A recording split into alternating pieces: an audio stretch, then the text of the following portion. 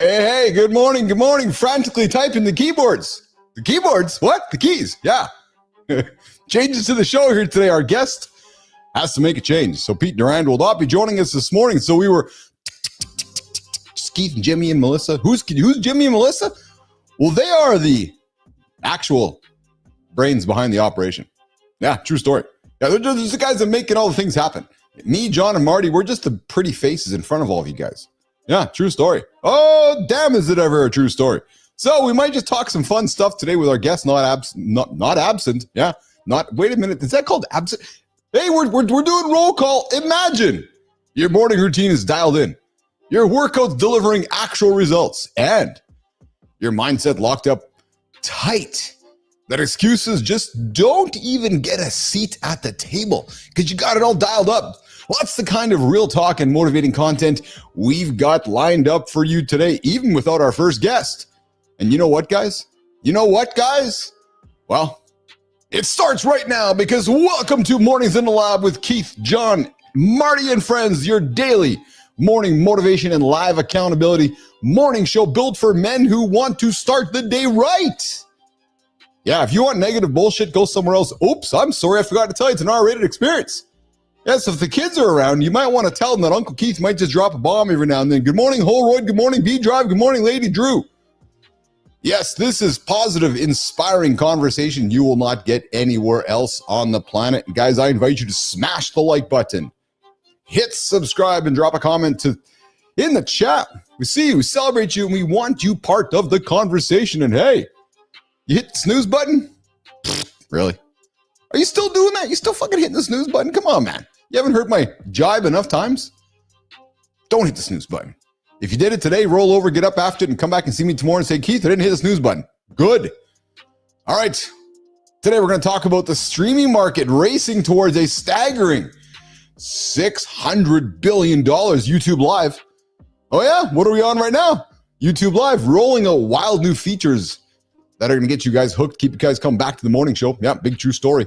We're a little bit ahead of the curve here. We're getting after it. And we're going to continue to take a look into The Rock's latest project, The Smashing Machine. Yeah, we got a little trailer we're going to run and have a little conversation about it. And if you're still holding on to those dusty YouTube uploads, hey, I found something you guys might find some value in. If you'd like to upload videos, you're a YouTuber, I'm going to answer some questions for you. And center stage. Well, you guys have twist ties around your house or those plastic ties? I know this is ridiculous, but I've learned on this show with you guys like when we drop nuggets. We drop these little things that you guys can learn from. Well, I did find some ridiculous knowledge that maybe I can share that you guys might find some value in. Yeah, hour 2, we are going to dig into the deep dive. We're going to answer your fat loss questions. I've been taking questions from around the planet. Yeah, true story. You guys have a lot of questions. So I'm putting them out there. Fat loss, no fluff, no gimmicks. And we have a guy who knows a little bit about fat loss, building muscle, body recomposition, Johnny Andersen here as well. And then the morning loop reloaded. We're going to get tactical on something you didn't even know you needed. 17 ways to end a conversation without burning bridges. And hey, how about those circles under your eyes? Yeah, how about those dark circles? You know, like those dark circles hanging under your eyes? Yeah, so we're gonna talk about that. We're gonna talk about those small little circles hanging under your eyes and help you hammer them out. And then, of course, we got the community corner as well here on the show today. All right, guys, well, listen, let's get it rocking and rolling, Jimmy, because the morning loop, the first unpredictable 30 minutes of the day, it starts right now. Lab's awake. Nation, welcome back. Keith, John, Marty, what's up, fellas? Big show today, center stage with Pete Durand. And community corner with Ratko Ivekovic. Keith, John, Marty, take it away. Jimmy, have fun with that new monitor.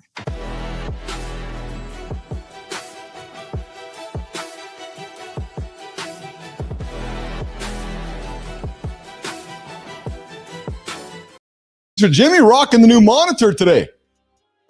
Nicely done, Jimmy. Hey, guys, welcome Grok to the show. What's going on, Grok? Good morning. Welcome to the show today. Good morning, fellas. Yeah, You know what? I'm running on caffeine and caffeine alone, but I'm here. Love I'm it. ready to throw down some morning truth bombs on fat loss and muscle gain. Yes. Let's make it happen. Let's make it happen. Hey, you guys can join the show with us live right now or in the Mornings in the Live communities. Join the show. You guys can do that through the phone. True story, 431-300-3005. Phone, text, or leave a voicemail. Come say hi in the comments. It's active on the vertical side, and it's also active on the horizontal side. And those that are watching not live, well, hey, get up, get after 8 o'clock Eastern time. We are live every single day, content and conversation to move you forward in life and so forth. Hey, Enzo, good morning, Enzo. What's going on, brother? I went around campus today asking people, if you were to hire a personal trainer, would you hire someone who is morbidly obese or someone who shows improvements? You'd love the results. Yes, good to have the original, one of the original OGs here. I know we like to call Holroyd our OG. Well, Holroyd, I actually have kind of like a pre-OG to you, which would be Enzo joining us in the future. He's future Holroyd. Enzo joining us all the way from New Zealand here today. Jimmy, it looks like the boys are settling into the saddle. We should welcome them in today. Mr. Jon Andersen and Mr. Christopher Martins, a.k.a. C. Marty. Ooh, the new flow. C. Marty fit with the haircut. Oh, thank you. I don't What's think up, you can baby? hear. Oh, there he is. Oh, There look he at is. that. What's up, Mark baby? looking fucking sharp. Come on, baby. Hey, man, thank you, baby. You know you gotta switch it up sometimes, baby. God damn it. Look at that. You know, dude, that right there, I got to tell you, bro. So, Keith, you tell me if you agree. Yeah. Where we know where you're going. We know where you want to go. Yeah. This look is going to be much more suitable for that journey. What do you think? Fuck, he's Johnny. You wanna know what's crazy? My mom Yeah. been begging me to do this because she sees what I'm trying to do. So she was like, "You got to do it. You got to do it." So Well, you even Thanks, Petro coming in nice, Johnny. I'm feeling a little intimidated right now by the handsome man on the show. I know I have the handsome chief title. I might have to hand it over to Marty today, man. Holy fuck! Yeah, I can be chief for a day. we let you hold that as an honorary title. Come on now. Johnny, That was, Marty and I, Johnny we Johnny giggle. won't let me be chief, man. Come on, Yeah, Johnny. Marty and I giggle. Listen, it's your goddamn project. We got no choice but to let you sit on that one. But You know what's ridiculous? It's honorary. You know what's funny? True story. Here's when I first set up our stream here, like the first day. Like, I mean, like the first second I was setting all this up. John, those moments where you're thinking I'm going to do it someday, like, no, I'm doing it right now. Right at that moment. When I set up my StreamYard and you had to put your handle in, that's the first thing I wrote down, handsome chief. And it has lasted ever since then. No thought, no reason. It's just a perfect example of I just started. Sometimes it's the shit just comes out like that. Terry has fucking named so much of my shit. It's crazy. Like we were doing a podcast, you know, and we're kicking names around, and she just fucking goes blop. And I was like, fuck, that's fucking good. Hold on, real quick, Mark. If you don't mind, brother, look at the camera and take your shades off. I just want to. You're like a fucking new man right now. He's handsome, man. Thanks, man. Holy Christ, but Jimmy, put him on the on the middle so I can see him. Yeah, I'm with you. Jimmy, come on, babe. Come on, Jimmy. Oh, we good. We good. He's sleeping at the wheel. There we go. Oh yeah, Marty, you're handsome, man. Holy. So, Marty, I got to say something to you publicly, though, brother, on the show here, because you're kind of throwing me under the bus a little bit. So back when I was your age, my mom was like you, getting me on my ass about my hair, and I would never really listen to mom. So good on you for listening to mom. She's been hounding me about it. She's still hounding me. Keith, when are you going to get your haircut? I'm like, well, don't watch the show with Marty because Marty's mom might have something on you today.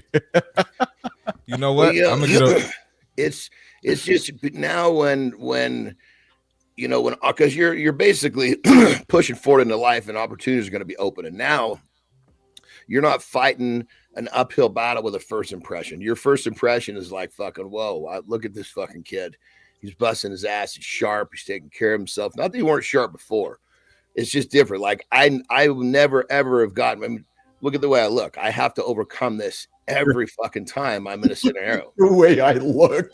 That's the truth. No, I get it. I get it. I'm gonna get a voice note for y'all of my mom and see what she says. Yes. I love it. Marty, how's the last 24 hours, brother? What did you besides getting your haircut? What were you up to? It's been pretty good, man. Been really productive. Got some good content in yesterday. Great workout. Nice. Clients doing great. looking like I'm gonna get some new ones. Nice. Working on some new ones. So it's been pretty good, man. Johnny, I know you had a busy day yesterday, international work. How was your day yesterday with your clients? It was good. It's always good. You know, I enjoy what I really enjoy is the connecting. Yes. You know? Yes. It's like, you know, funny enough, I had a major connection with the dude yesterday. He's one of my American clients. Oh yeah. Yeah. But, I didn't realize this, but he's actually what he does. He's actually a spiritual healer. That's how he makes his money, which is not an easy way to make money, you know? That's no kidding. As he sums it up, he helps people become in touch with their soul. And so he came to me and he was a little, I mean, I could kind of tell that there was more to it than what he was signing up for. And whenever that's the case, I always lean into it. Yeah. And, you know, so I kind of start talking the language. And last night he sent me this big message, just fucking kind of busted the whole thing open. He's like, dude, the way that you talk to me, the way that you support me, the way that you blah, blah, blah, blah. He goes, the growth that I've had in the last 6 weeks, he goes, I can't tell you how much better I am at my job. And I was like, fuck, this is why I do what I do. That's a good feeling.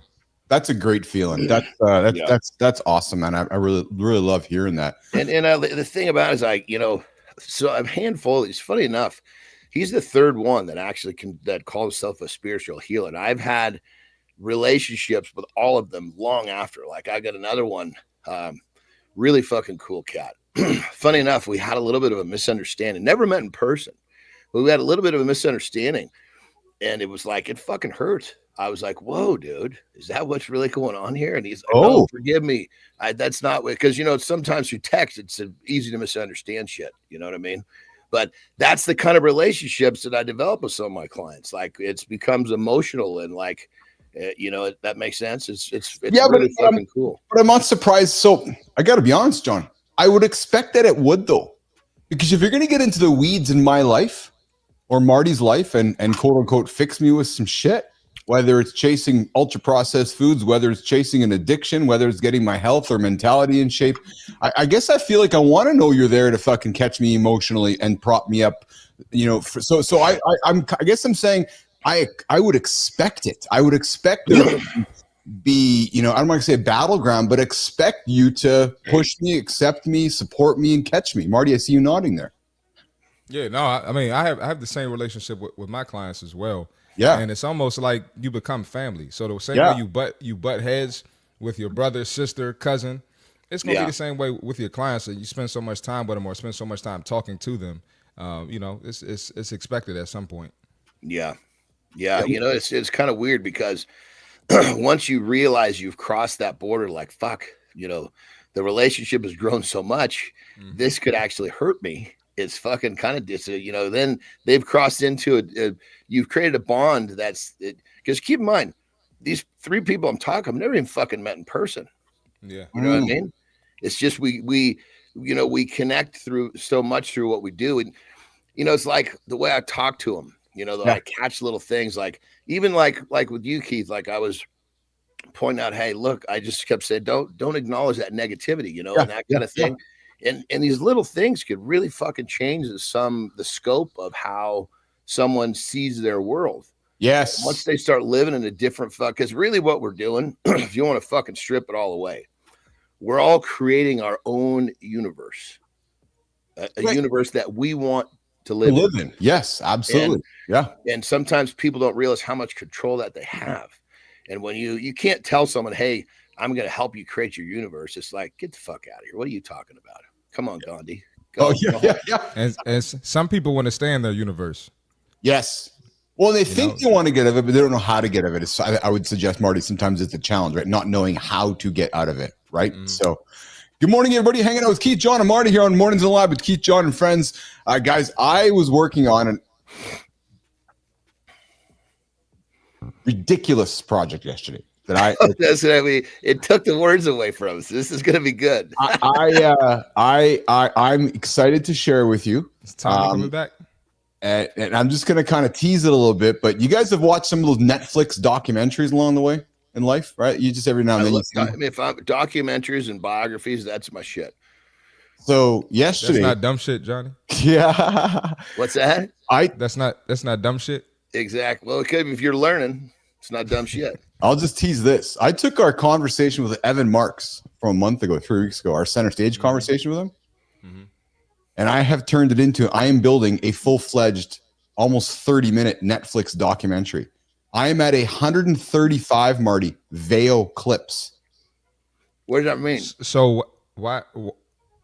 Which one you want to answer first? Go ahead, answer Johnny first. Yeah, so what does that mean, Johnny? That means that I was working with Google Veo yesterday and collated actually 540. What is Google Veo? Veo's so John, when I'm creating these videos and you see like our characters and you see all these videos come to life, the platform that I'm using, the tool. Yeah, the platform, exactly. Okay. The platform using called Google Veo. It's the best one right now. And they make them in 8-second clips.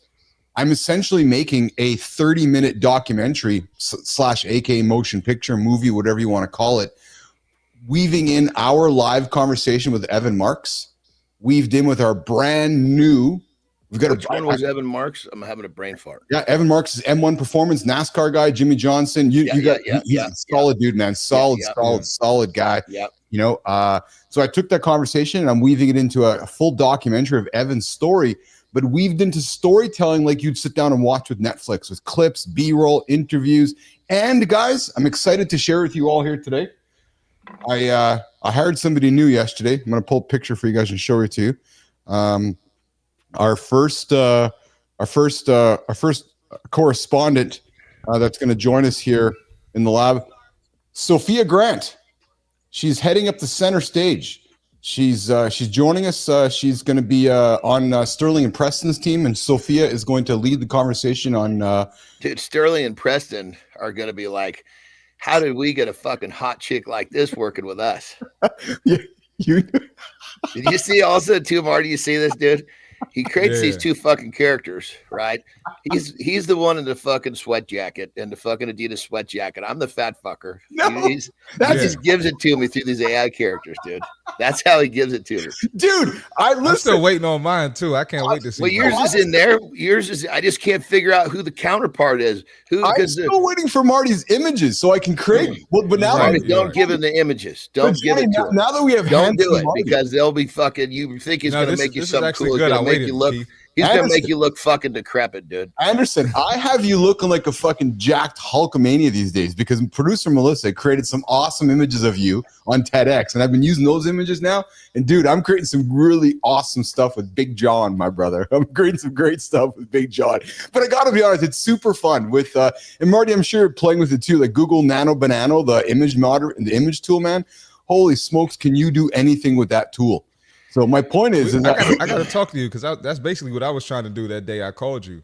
Oh yeah. Come knock on my door, man. It's a fucking game changer. Yeah, I got to talk to you because I think he's already got you cooking because the characters don't really look like the first generation of me was like. That was terrible. Yeah. Who was that? You know, it was Little John, not Big John. That's John. That's John with an H. That was chemo John. That was me. If I ever get cancer and I take chemo, that's what I'm gonna look like. Well, here's the thing. It's the good segue to what we're talking about today. Sterling and Preston, I got you somebody on your team, Sophia Grant. You guys are meeting you later, but Preston, Sterling, what are we talking about today on the conversation desk?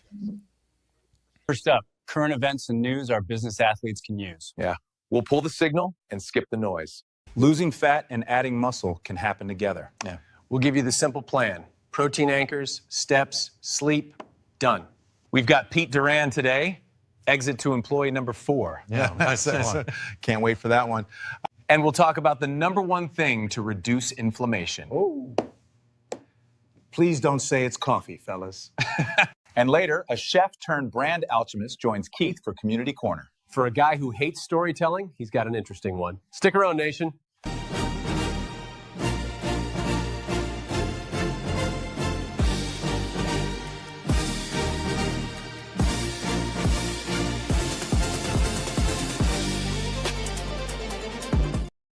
Keith, John, and Marty here on the conversation desk with Sterling and Preston. And guys, I led off with that YouTube stuff because some big news came out of YouTube yesterday, and I'm sharing it because I know it's important to you, John. What do you mean let off with the YouTube stuff? What does that mean? Well, just with the Veo, like I was just talking about the Veo stuff I was doing. Okay. I want to segue to some news that I found for us to lean into because it's important to you, John, you, Marty, and me as well. Guys, yesterday Google had their big YouTube conference, and two things came out of it. YouTube Live is getting a major update. So again, I've been drinking the live. I've been actually Keith and Marty before you, Johnny, been drinking this live Kool-Aid forever. And I know, John, that's what really drew you to this. Well, they are investing significantly in their live platform. They're going to start introducing dual format streaming. So just like we've been dual format streaming for about a year and a half now, YouTube is now leaning into doing it natively. They're going to start introducing mini games. They're going to start introducing more personal insights, personal editing. Marty, they're introducing John Veo, the video creation tool, into shorts with video and sound. They're adding some additional deep fake protections. They're going to simulcast horizontal and vertical. So you know, guys, how we have a chat happening in the horizontal stream and the vertical stream? They're going to bring them together so we have one unified chat. Yeah, that's going to be helpful right there, because you're looking at one and I'm like, oh, fuck, I got to go to the other side. That's right, Johnny. Yeah, absolutely right. They're going to start adding some side-by-side ads during the live stream. So in time, we might start to see some live ads on us as well. But here's what's really cool, guys. And I guess what really excites me is that this just supports what we are doing. The live streaming market, news launched last night, expected to exceed $600 billion by 2032. Now, I know that's years away, Johnny, for you and I as the old dogs here, but the reality is that dude, the time goes by so fast. Well, I know, and what I like about it is that you just, again, I keep saying, look around us at the Netflixes, look what happened a couple days ago, that big boxing match, right? Look at what's happening in Saudi Arabia with WWE in 2027, right? This live streaming is the future, because folks want to connect, they want to engage, and they want to interact in real time. So, you know, as us leading that conversation, I'm hoping we can teach, and people can start knocking on our door saying we got this platform of live streaming. So it's really good, man. It's exciting stuff coming from YouTube. And what I like about it too, guys, is that they are now investing on the live side of the platform where we spend a lot of our time. Yeah, I'm looking forward to that, man. That was one of the things that kind of drew me to the situation.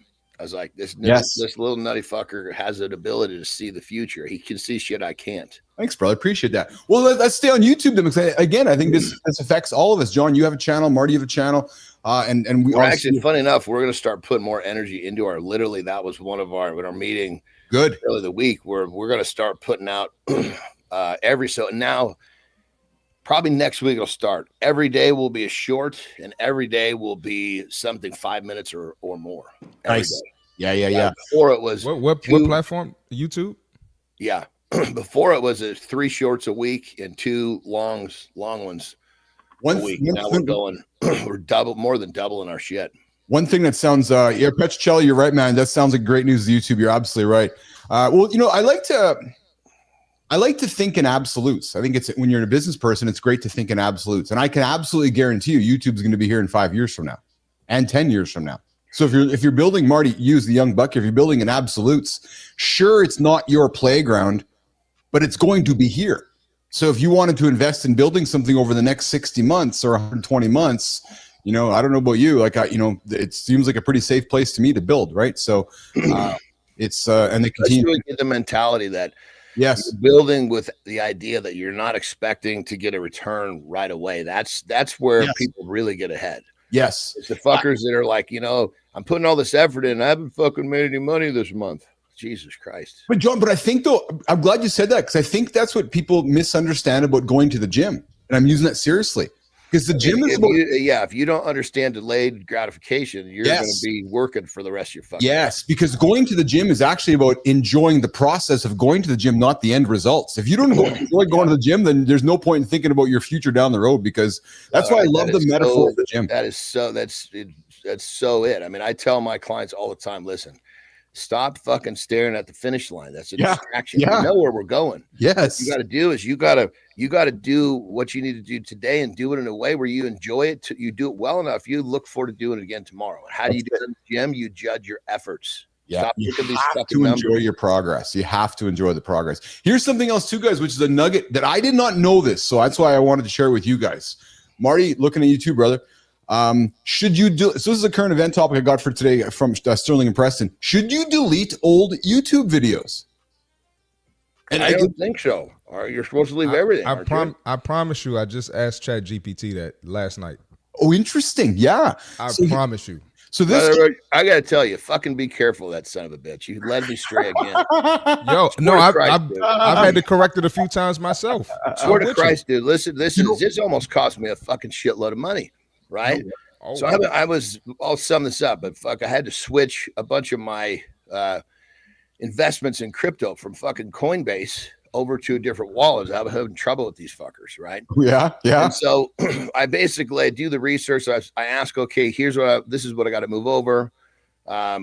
Will this wallet do it? It's a kind of a crypto overall investment. He says, yeah, not a problem.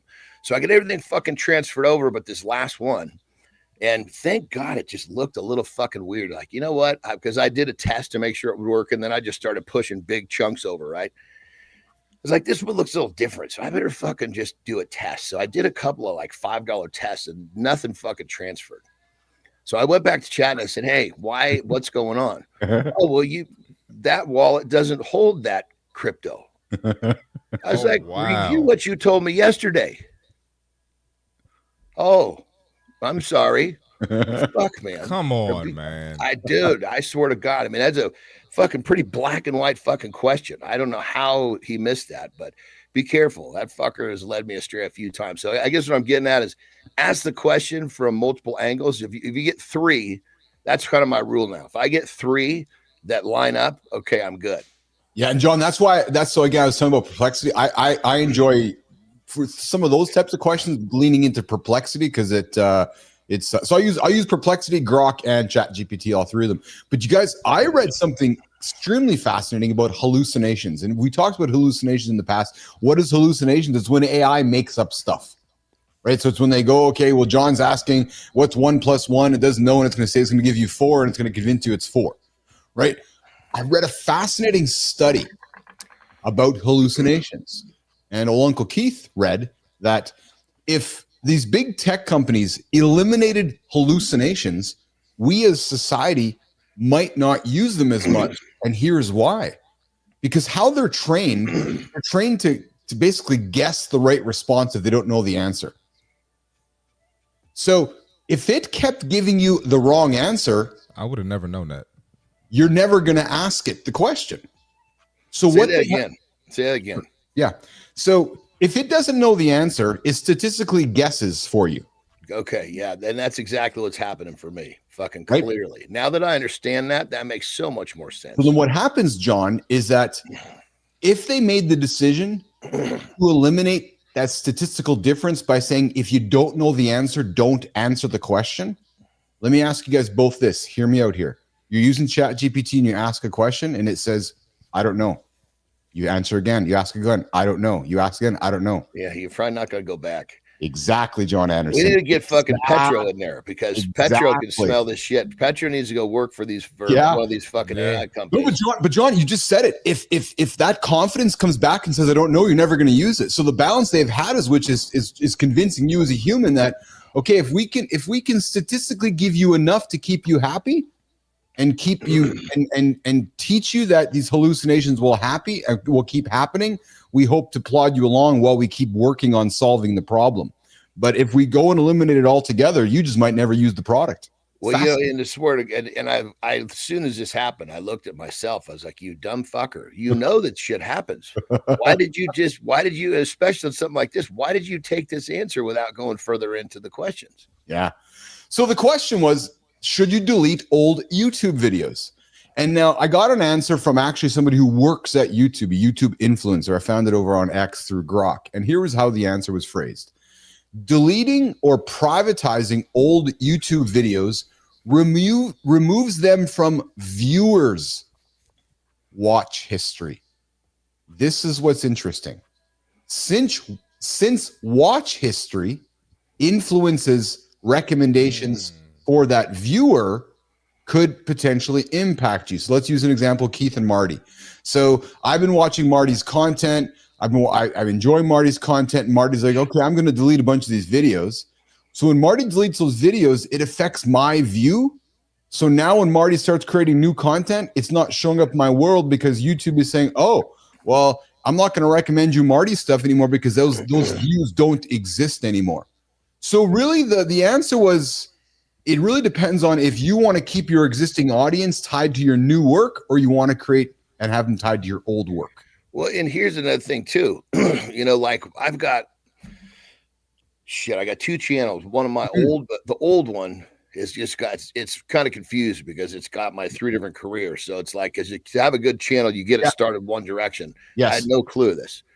Anyway, when I went back and I was trying to tighten up that channel before I started the new one, I was like, this is 10 years ago. I was like, what do I do? Do I delete this? And I talked to somebody that said, don't delete anything. Just you can make it private. He goes, think about YouTube as like a free holding tank for content. Yes. I was like, holy shit. That's fucking. So I've probably got 400 videos that are private on the old channel. Oh, well, there you go. Yeah. So going private doesn't affect your viewership? No. And what I've been doing too is I have been taking our vertical stuff. Just those single videos though, Mark, not the whole channel. Yes. Yeah. Okay. Just the video. I got you. Yeah. You could say, well, God, this video, I don't know what to do with it. I'm just going to hit private till I decide what to do. Yep. Exactly. So, like on that old channel, there's a ton of wrestling videos, right? If for some reason I had a need to pull up those old fucking videos, they're there. I delete them. They're fucking gone. I got you. What I have been focusing on as we keep optimizing and growing our channel, so it's clear that the growth of our channel comes from vertical. There's no doubt about it, and we've learned that. I've unlocked it, and it's clear because YouTube is now pivoting to saying we're going to include vertical as part of our live streaming mission. Awesome.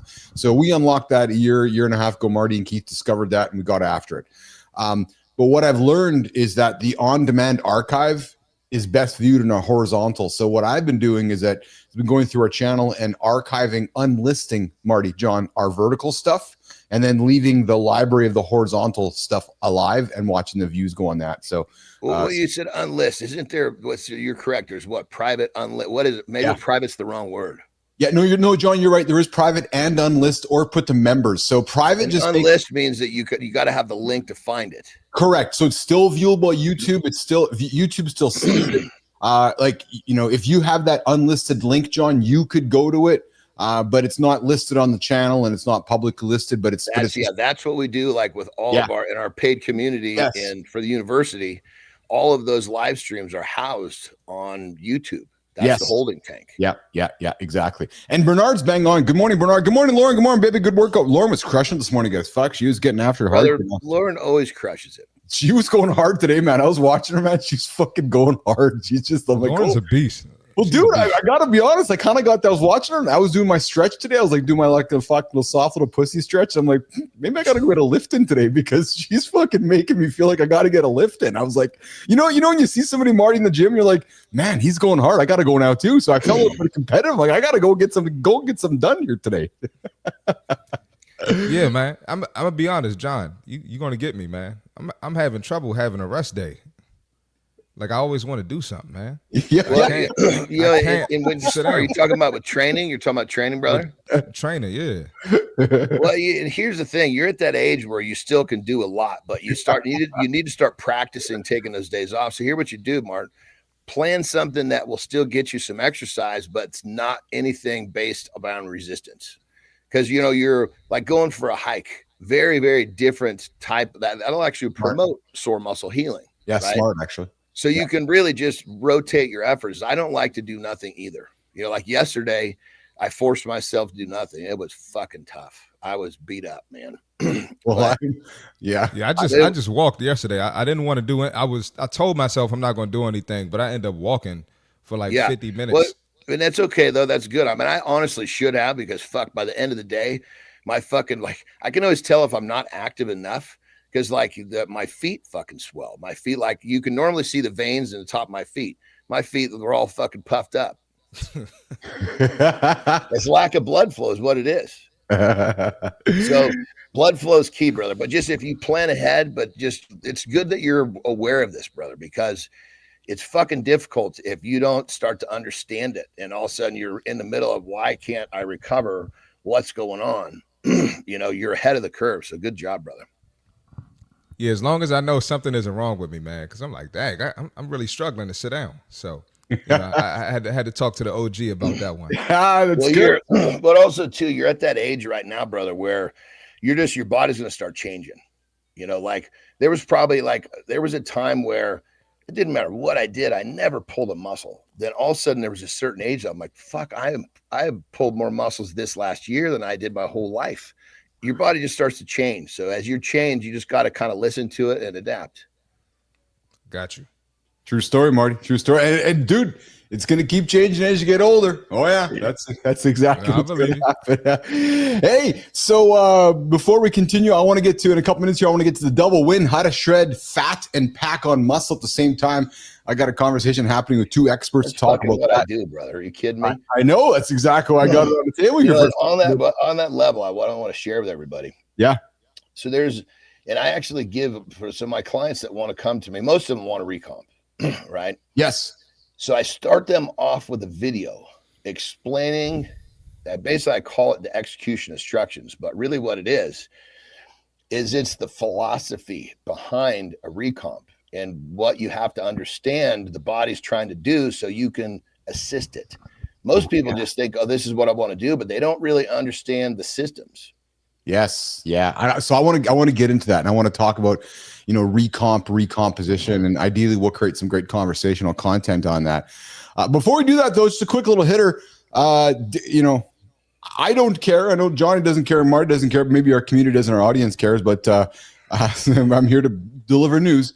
Daylight savings time will end sooner this year on Sunday, November 2nd at 2 a.m. Why do we still do that dumb shit? I know. I'm with you, John. I'm with you. I don't know why we still do that dumb shit. You know what it does though, brother? It gives us the most amazing fucking study.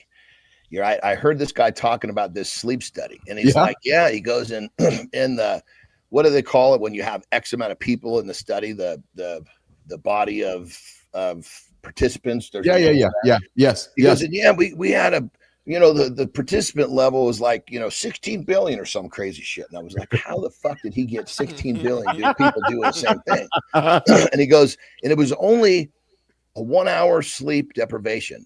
And the next day, that 1 hour hits, all of the subjects had that. There was like a 38% higher heart attack rate the next day. And they know that because of the emergency room. Yes. What's he fucking talking about? Daylight savings. Yes. We had that conversation on the show, John. You're right. That's exactly. Dude, it's so fucking crazy, man. Crazy. 1 hour of sleep. That just tells you how fucking people have themselves like just their heads are fucking just barely above water. 1 hour sleep and they're drowning. Yes. Good morning, Double A. I see you there in the comments. So, hey, Double A, you decided to take a wonderful morning and take your fingers out of your and put them onto your phone, and that was the message that you decided to type, Double A? Like, really? That's that? So, which is awesome. I'm glad you decided to pause and share your energy with us. But dude, I think that you have more brain cells happening within your skull that you can probably offer a better comment. Are you addressing negativity? I don't see the comment. No, it's humor. Actually, it's funny to me. So he wasn't being a dick. He was just. Well, it's just I just sometimes I laugh at people that decide to write words. I'm like, really, you're gonna go through the effort to write that word? Why just write a different word? I don't know. It's funny to me. Hey, you guys can join the show with us live right now or in the Mornings Lab community. To join the show, 431-300-3005 phone, text, leave a voicemail. Come say hi in the comments. And to those that are watching the show not live, I invite you to come see us in the Mornings in the Lab community, where we keep the conversation going. And yes, I'm throwing shade at you, Double A. Let's have the chat. Double A, where are you joining us from today? I love that you're joining us in the comments here today. This is the big morning show here, Mornings Live with Keith, John, and Marty here. We reacted every single day, 8 o'clock Eastern time, Double A. I'm glad to see you here. I'd like to introduce you to Bernard, Laura, and the entire community happening here on the show. Jimmy, let's get into our big first topic today on the double win, how to shred fat and pack on muscle at the same time. Jimmy. What if the fitness industry has been selling you a lie that's keeping you trapped in an endless cycle of frustration? Men have been told they have to choose, either bulk up and accept the fat, or cut down and watch their hard-earned muscle disappear. The secret lies in understanding how to create the perfect metabolic environment where your body becomes a fat-burning, muscle building machine through strategic precision rather than extreme measures. Today, we're breaking down the science that changes everything. This is your breakthrough moment. How to master body recomposition can change the game for men's health and motivation.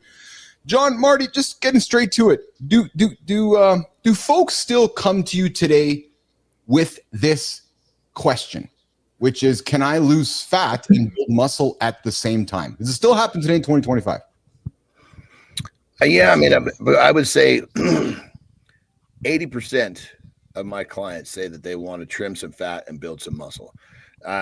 If they're not saying build, they're saying maintain. So then I'll ask them, if you could push a button and that maintenance would turn into a gain, would you do it? They say yes.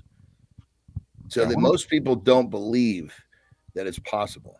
That's exactly what I was getting at. Most people believe that it's not possible. Is that correct, Johnny? You'd say, yeah? Yeah, because and that's one of the things I love. I say, look, we're doing it. Now you see it's possible. Those motherfuckers just don't know what they're doing.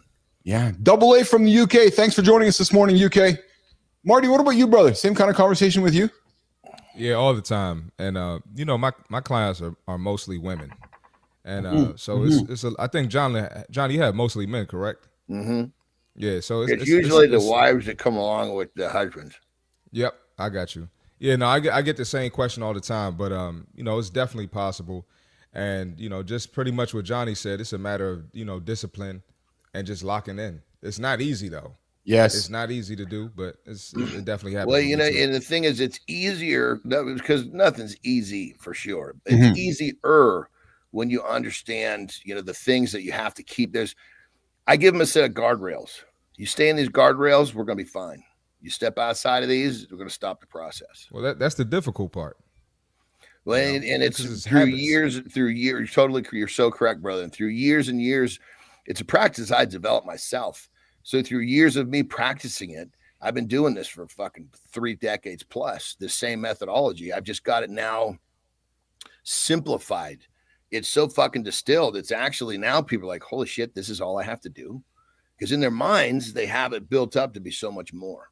Well, that's what I suspect many people think, is that it's much more complicated than it actually is. What becomes complicated is how you live your life the 23 hours a day when you're not in the gym, making choices when you're in your own head, when you're standing in front of the fridge or standing in front of the pantry and chasing those ultra processed foods out of your head. Mm-hmm. John, Marty, when it comes to body recomposition, who benefits the most? Beginners, seasoned folks, or both? Well, the beginners are if someone hasn't really made much progress, yes, that guy's gonna fucking come out of the gate like a rape tape. Because it's pretty easy to go from poor to average. A little more difficult to go from average to good. Yes. Difficult to go from good to great. Fucking great. Yes. That's the thing. Once I get people into that great, yes, I'm like, look, dude, you gotta understand your currency or your metric of progress is going to show up in all different spots now. Where you came from, you could see it in one spot all the time. It's not that way anymore.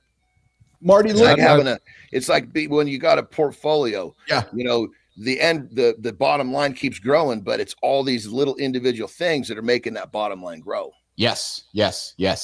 Marty, looking at you, brother. John uses the word recomp all the time. It's a big part of his vocabulary. It's a big part of his conversation. I'm going to make an assumption here, and I want you to clarify it or confirm it for me. Women coming to you will often say, "I want to lose weight." I'm suspecting that would be a common. God, I so get frustrated with that phrase. Me too, John. That's why I'm asking Marty and how he's working on changing that dialogue, and if we can continue help. You're muted, brother. Marty, when you talk to your clients, mute your back. Sorry, you got muted briefly. Marty, when you talk to your clients, do you lean into reframing their mindset around recomposition instead of losing weight? Do you intentionally change those words with them? Yeah, I have to, because the way that Johnny and I both train, I'm assuming the weight isn't just going to fall off, right? And a lot of times you're going to see your body change before you see that number on the scale change. So if the number on the scale isn't changing, it doesn't mean it's a loss. right? You probably yes. gained 3 pounds of muscle, lost 2 Yes. pounds of fat. So the scale isn't going to go down when you do that. So I do have to change the mindset of my clients for sure. Well, you know what's interesting too is there's a body will recomp. It's every person's body will pick its own path for a recomp. You got those guys that are kind of like Marty just described. They're barely losing, but their body shape is changing. So as soon as you recognize that, you got to say, look, our metric is how your waist feels with your pants. Yes. The scale's not moving much. If you go focus on that, you know, oh shit, I guess, goddamn, my pants are getting loose. But then there's the guy that starts fucking dipping down. He starts losing weight. The body's just dumping off fucking body fat. Yeah. And it always works out. It's the guy that doesn't want to lose much weight in his recomp that happens to. So then he goes down and then it flattens out. Then it starts coming back up. And so I tell him, I say, look, you're one of these types. Your body shed the fat. You're going to hit the bottom, right? Then it's going to start going back up, but you're going to be leaner and you'll continue to lose that body fat. But they get right here and they're like, I'm not making progress. I don't see it anymore. That's because your body's transitioning. You're headed back the other way. You know, give it a week. I would like to take this conversation and chop it for future usage. So, John, maybe if you could, in your own simplification words, which you do a really good job with, simplify the conversation around body recomposition for somebody who's leaning in and going, what does he mean when he's saying recomposition, recomp my body? So when we do a recomp, what we're doing is like we're allocating. So people understand pounds as a metric, right? So we're recompositioning. We're basically taking some of these numbers, right, from the scale that are on your body and body fat. And we're basically going to trade them. Now, you don't really just turn fat into muscle. You burn the fat and you build the muscle. But it's easy for people to think, well, yeah, I just want to switch that. So really, it's the composition of your body. There's X amount of pounds of muscle, X amount of pounds of fat. We want to change the composition of those numbers. Marty, anything to add to that? No, he's 100% right. And I'd use the roller coaster analogy, with my clients. Okay. Yes. You're going up. And once you get over that hill, it's just downhill from there. And it's going to be easier. It's going to be easier to shed weight. The weight will just start falling off and the muscle will just continue to build. So, and John, I would, if I can use the layman, so I'll play the role of not the fitness guy because I'm not, you guys are. So I'll play the role of reframing it. So what you're saying to me then is, so I understand it as the average guy, when I'm recompositioning my body, I'm aesthetically changing my body, or I'm probably going to look more muscular. I'm going to perhaps look more lean instead of what somebody might consider me being skinny fat. And I'm not being negative, but where I've lost weight, but my body hasn't changed through through the aesthetic change of how my body looks, right? So when you lose weight, yes, you basically look like a lighter version of your old pathetic self. Yes. A smaller fat version. That's right. When you do a recomp, simplest way to put it is we are changing your shape. Yes. Okay. That's it. Yeah. That's probably that's the simplest way to put that, actually. Yep. When we do look, you want your waist smaller, you want your shoulders broader. We're going to change your shape. Marty, what's the most common question somebody asks you? I'm putting you on the spot, brother. I'm sorry, but what's the most common question somebody would ask you during this conversation with a first-time client right now about building muscle and losing fat? This is tough. Yeah. Off the top of my head, they don't believe it, so they're just concerned about getting bulky. That's seriously. That's what it is, isn't it? Yeah. That's probably the biggest. It's not a question, but probably the biggest concern, I'd say. Or what about this one, Mark? How much cardio am I going to have to do?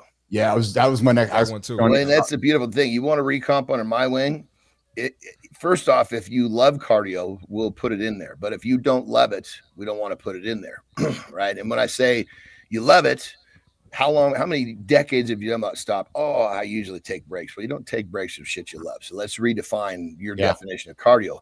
But even if they want to do it, you can't do it for the first month because I'm going to get this recomp to work based on your digestion, and I don't want anything else interfering. I enjoy doing cardio for mental endurance reasons, Johnny. That's the whole reason I do it. I do it to But think. you do it not for weight loss. Most people do it for weight loss, and they say they love it. It's the way that they convince themselves to keep going back and sit on that fucking bike. So it's funny because in the past I did, true story, I did because that's what I didn't know any different. But as I've gone through my journey in life, I enjoy the idea of endurance now for mental reasons, for purely mental reasons of seeing how long I can mentally push myself in a certain spot. No different than John for me with fasting, right? The mental discipline that takes, right? So that for me is it's really not a physical thing. It's mental training. And if that's the case, that's the case. Here's the thing. Someone comes to me, they're wanting lifelong change. And if they don't, I don't take them on. So my simple question is this. I tell them, look, we can't include any activity you don't enjoy because you're not going to do it for the next 30 years. Wow. If you enjoy doing the fucking stair climber, do it. But if you don't, let me teach you how this shit really works. Again, why I'm not a fan of, and so let me pass. Let me rephrase. I understand the reason people choose plans, 75-day hard or 100-day plan, or because it gets somebody started. I get that. I understand that. But that is also why I'm not a fan of it, because you're essentially closing a book on when it's going to end. And John, to your point, you might choose something you're not interested in.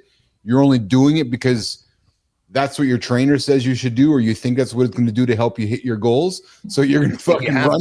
Yeah. So you're going to run for 90 days and you're counting day 91 because, okay, I can stop running now. And then you're going to go back to what you were before. And so, then they come back and they're like, well, what about my heart? I say, look, the training program, because everybody that I take on, lifting weights is always a common thread. They all like to lift weights. Yeah. 100%. Right? Yes. And I want to know if they don't, I want to know ahead of time. Because obviously that changes the drill. But I say, look, the training protocol I'm going to give you is going to have plenty of hits, high intensity interval training, which is far better for your heart. So we're killing two birds with one stone here. Yep. Marty. I was going to say in regards to that 75 hard comment. Yeah. You know, a lot of people are trying to do it and they can't even stay consistent for 2 weeks with something. Yeah. You know, but again, I want to be open that I understand why. It's no different than when I first was poo-pooing why somebody would walk towards, using a semaglutide or a GLP. And I was like, why'd you take a shortcut? And then Jory opened my mind to, well, maybe that's the way that it's going to get somebody to walk to the door. So John, like you said to me, hey, maybe if I can get Keith to come to the gym just by showing Keith going to start walking, gets him to the gym, gets him lifting weight one day. So I understand that these are entry points, right? But I come back to something we talked about here on the show a couple weeks ago, man. The idea of interest and how important that word is to you as a human being. Because if you're not interested in something, you're just not going to do it because you're constantly going to be battling what you don't want to do. Yeah, totally. And that's what it is. In that extreme case where I have people that, they were once in, I get it a lot with like ex-D1ers. Actually, I got this guy right now. He was a fucking center for Oklahoma State. Successful dude, fucking monster, man. I mean, he was probably 315 when he was playing, and that was a long time ago. He was a big boy. And he's probably all of that now, but not playing football 10 years later. And he's like, I love to lift weights. He goes, but, I'm having a hard time getting there. I said, all right, let's check this out. You don't get to lift weights until you want to. So I'm not even going to charge you for the amount of time it takes me to only give you the diet to give you the energy. So when you go home and you sit on the couch, you're like, fuck, I don't want to go to the gym. One day you're going to go home. That couch doesn't look so good. I want to do something. At that point, go to the gym. Until then, you don't get to go. If you don't want to, do not go. Yeah. And I tell them, look, I'm not even going to put this in your timeline. This is going to be me giving you as many extra weeks as I need to get your energy up so you have the motivation to do it. So there's zero reason why they wouldn't want to step forward. The funny thing is it rarely takes more than a week. Tom Ritchie comes in and says, when I see people running, I always wonder what they're running from. You can't possibly enjoy it.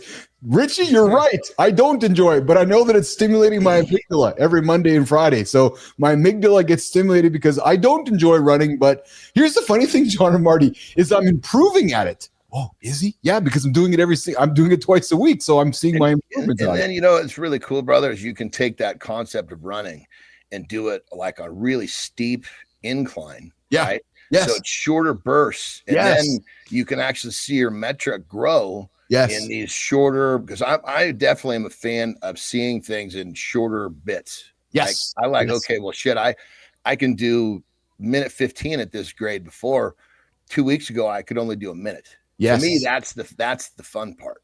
Yeah. But now, so if I got to fucking play metric over 45, that's not quite as fun for me. It's fun watching improvement. It's fun when you go to the gym and you see yourself improving. Brother, all a human being wants is progress. Well, and that's why, back to how we started this. If you don't enjoy watching progress, you're never going to enjoy going to the gym. And it's so, no different than being an entrepreneur, Marty, growing a business. You got to find ways every single day to, you know, enjoy. Okay, I'm going to try to lift 2.5 more pounds today. That's why I always come back to that stupid little weight. It's the smallest little weight in the fucking gym, but it can completely wreck your entire day. You're on the bench, you're going, okay, I'm going to push 250 today. And Marty's, okay, Bills, you can do 255. He puts 2.5 on each side, and I can't do it. I'm like, what the fuck? This little thing just wrecks the whole day, right?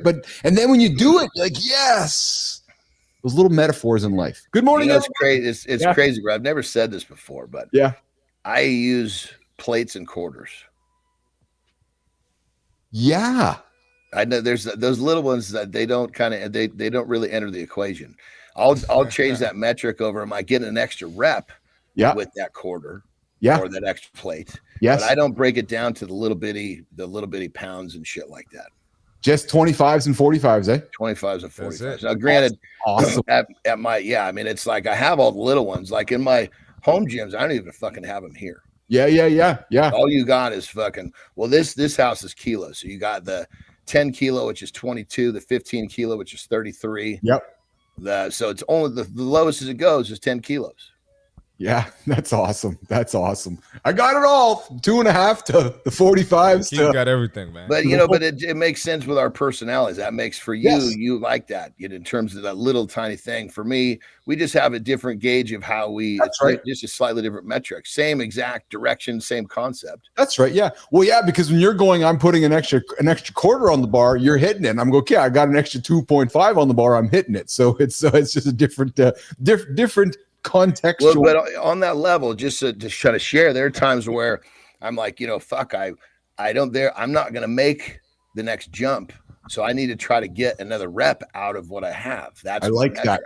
I like that thinking. That's great thinking. Because if I can't get an X amount of solid reps, I'm not going to fucking go up, you know, what is it? The 10 on each side, that's 44 fucking pounds. I'm not going to pretend that if I eked off a fucking set and barely got it, I'm not going to pretend I can put that on and do it the next one. I mean, it's like the rep range has got to go down to make that kind of a jump. Yes. Hey, Marty, how long can you stick around today, brother? Same thing to the 15 mark. Beautiful. So we're going to do a reset here. We're going to come on. Yeah, we're going to reset the show. We're going to do lifestyle tip with Jon Andersen. We're going to reset hour 2. We're going to come back. I got a couple topics to throw on the table before Marty rocks roll out of here today. So Jimmy, let's do that. Let's do a lifestyle tip, and then we'll reset for hour 2. Jimmy? I wonder what John's lifestyle tip will be today. A little wisdom for the day. Oh, he's going to call you out for using the word little and his name in the same sentence. Good luck.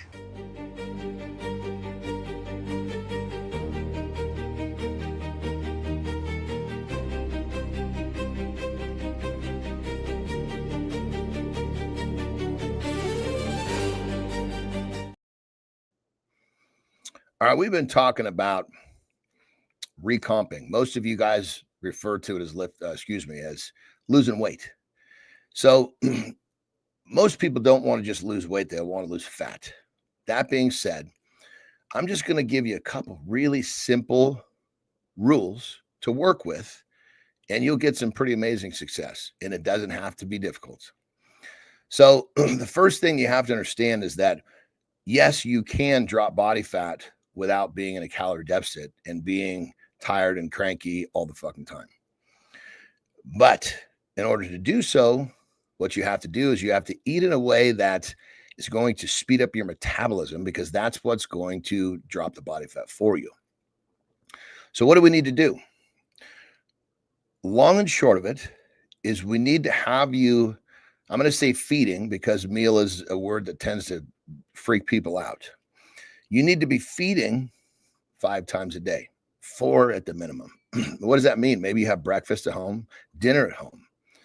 You could literally bring packets of almonds wherever you go. Put them in your pockets. I'm a big one on almonds because they're easy to get at gas stations. You get the flavored ones. You know, this is just a simple step. Eat a package of almonds in place of, say, lunch, right? Do it again between your breakfast and your lunch. Do it again between your lunch and your dinner. So you've eaten 2 meals, one at home, morning and night, and you've taken these packets of almonds, which you in your pockets, and you eat them as healthy snacks throughout the day. I know it seems so simple, but it is so effective. And all you're doing is you're basically giving your body what it needs to actually speed up your metabolism. You're feeding in a way that's allowing your body to speed up fat burning potential. Now, people think that fat burning is cardio. Well, I mean, that's exercise, which triggers your metabolism, which is helpful. But on a scale of 1 to 10, cardio is about a 2. On that same scale of 1 to 10, having frequent feedings of whole healthy foods is about a 7. So you see, it can be very, very simple and very, very effective. Now, this tip is so simple, there's no reason you shouldn't give it a go. And once you start making progress, the first thing you're going to notice, you'll probably have more energy. You'll probably gain some focus a little faster. And once you start to realize that, wow, there's actually something here, you'll probably want to put a little bit more effort into it. And you're going to find yourself moving the direction you want to go, all with this simple one-step process: eating more frequently. Rock and roll. If you're new here, have you hit subscribe yet? No snooze, no miss. Stay locked in.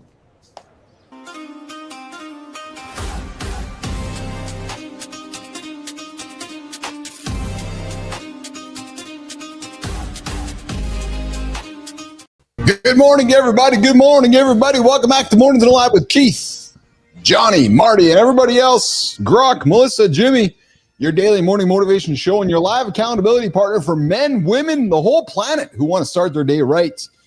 If you're new to the channel and you're new to the show, I invite you to hit the like button, smash subscribe, drop a nice compliment for Marty's brand new haircut. Yeah, drop a comment so we know you're in the mix, because the show isn't just about us. No, it's about all of you guys in the conversations as well.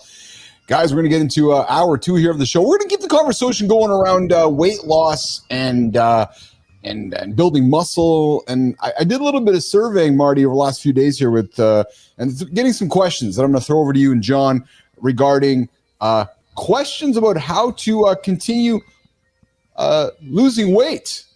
Fat loss that sticks. It's obviously a question that it's a topic that affects everybody, whether they want it to build muscle, get stronger, lose fat. So we're going to keep this conversation going for a number of minutes before Marty exits the show at the 50-minute mark. And then, guys, I know some of us, we wake up with dark circles under our eyes. I'm like, hey, how the fuck we get to those? So we're going to talk about how to get rid of dark circles. And then I'm hoping we got some time to get into a conversation, rally around 17 ways, a number of ways you can get out of a conversation. Yes, you're stuck in a conversation and going, fuck, I got to get out of this. How do you get out of a conversation? We're going to talk about it coming up on the show. I'm sure Marty's been in a few of those going, fuck, how do I get out of this? Marty, when's the last Every time? day. Yeah. Every day. Oh, my God. Yeah. People talk so much. But, you know, it's a good thing. It means people like me.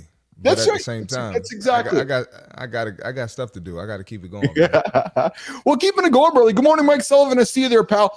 Good to have you in the comments this morning. As always, we always got Bernard and Michael Global as well here in the comments. Marty, let's keep going, brother. Questions and comments folks have about losing fat. We'll take a number of minutes here before you rock and roll out of here. Does somebody often say to you, how long, John, Marty, how long does it take for me to see some permanent results by going on a program with one of you guys? Yeah, they always ask that, and I tell them, well, it depends on, are you going to follow the plan or not? It could take 3 years. We could get some serious results in 3 months or 3 years. You know, it's on you. But I mean, realistically, you know, if you're disciplined, you can see some results, some serious results in a month. Yeah, you know? Johnny, you often talk about a week to 2 weeks, don't you?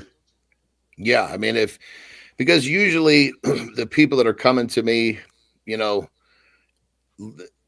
they don't have good energy. They want to reestablish good energy, and I can reestablish good energy really quick. I mean, granted, there are cases where I look at, you know, when I look at their questionnaire, I'm like, okay, there's not enough of a gap for me to get this here in a week. But most times, by the end of the first week, they're like, I mean, I had a guy, he sent me a message last night, and he was like, I'm not sure what's going on. He goes, but I thought for sure when I ate all this, I was going to get fat. He goes, my stomach is not bloated anymore. And he goes, I feel like I don't need to drink coffee in the afternoon. And he was 5 days in. Interesting. Wow. The reason I said a month is just because, you know, it takes people, not everybody, but some people, it takes them some time to switch their habits. Yes. Get rid of some negative habits, you know, because they'll start with the trainer, they'll have their conversation, or they'll even sign up, and they're still doing some of the BS that got them to, you know, want to hire. Well, you know, one of the challenges that you're up against, brother, and this is part of one of the reasons why I was actually happy to, you know, basically leave my gym and my past, because people I know where you're going with this too. Well, because people that come to a gym or a physical trainer, they think that the juice is in the exercise. And if they showed up and, you know, I know it's difficult because I used to do it too, but they're in their minds, they're going to the gym. This is what does it. No, going to the gym is maximum. And I mean maximum. Some cases more like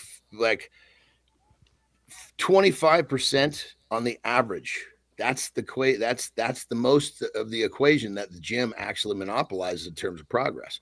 Some people, it's down to like 15%. But the problem, John and Marty, is that there's headline after headline after headline. And frankly, part of it we perpetuate on the show to drive conversation is things like 6 exercises to give you flat abs, 8 exercises to build your traps, and all these ridiculous headlines that promise somebody that, you know, shred weight in the gym, do this, and, you know, and it's never spend 89 hours in the kitchen and eat well and sleep for 80 hours and drink a bunch of water. It's never that message. Well, and when they say that, you say, well, if that was the case, then why are you here? Yeah. You know, if that was the case, then why are you looking at all these people and the only thing that's changed in the last 10 years is the color of their hair?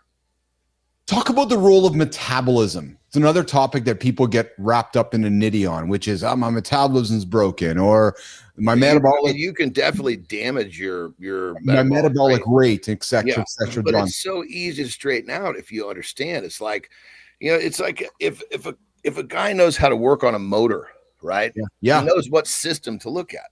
Yes. If the car's overheating, he's not looking at the fucking oil. He's looking at the water. Yes.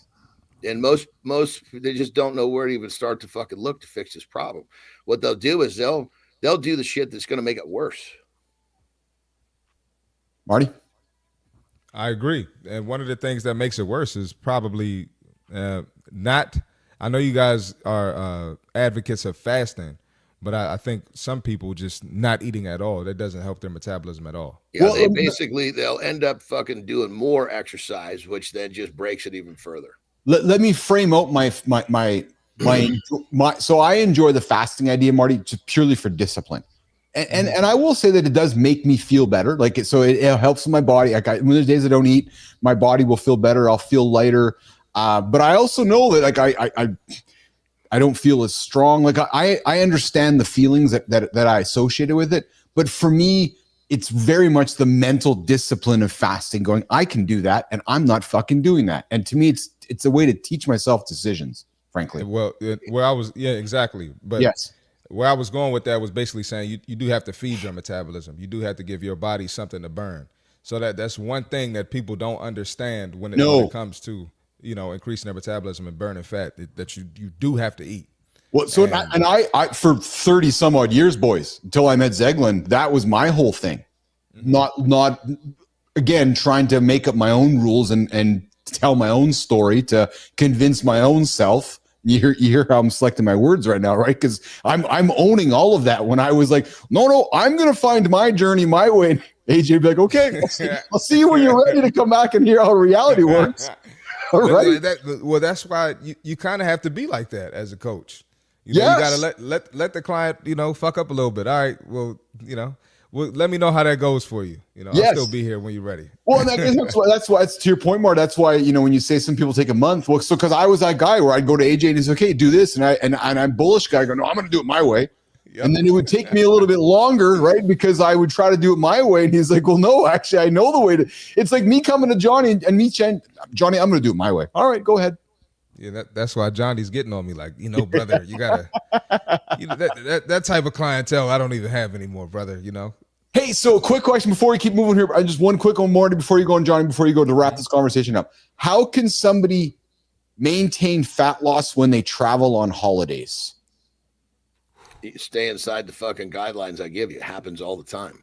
I mean, I have my clients, they'll go on trips, right? And they'll come back and they're like, I can't believe I actually lost a pound. Normally I come home and I've gained 15. That's fucking crazy. Yeah, and I'm telling them, I say, look, go enjoy yourself. Yeah. Make best food choices you can with the resources you're given. Yes. Inside the guardrails I provided for you on this fucking trip. And they're like, are you sure? I'm like, yes. Do you need me to exercise if you want to? I think the biggest mind shift, if I can just close this up, Marty, John, is when you tell somebody they have to eat to recomposition their body. Because most folks don't think that. Yeah. You know what I'm saying, John, Marty? Because you're saying, Keith, eat. Well, no, Marty, I'm gonna get bulk. Keith, eat. Yeah, you need to eat.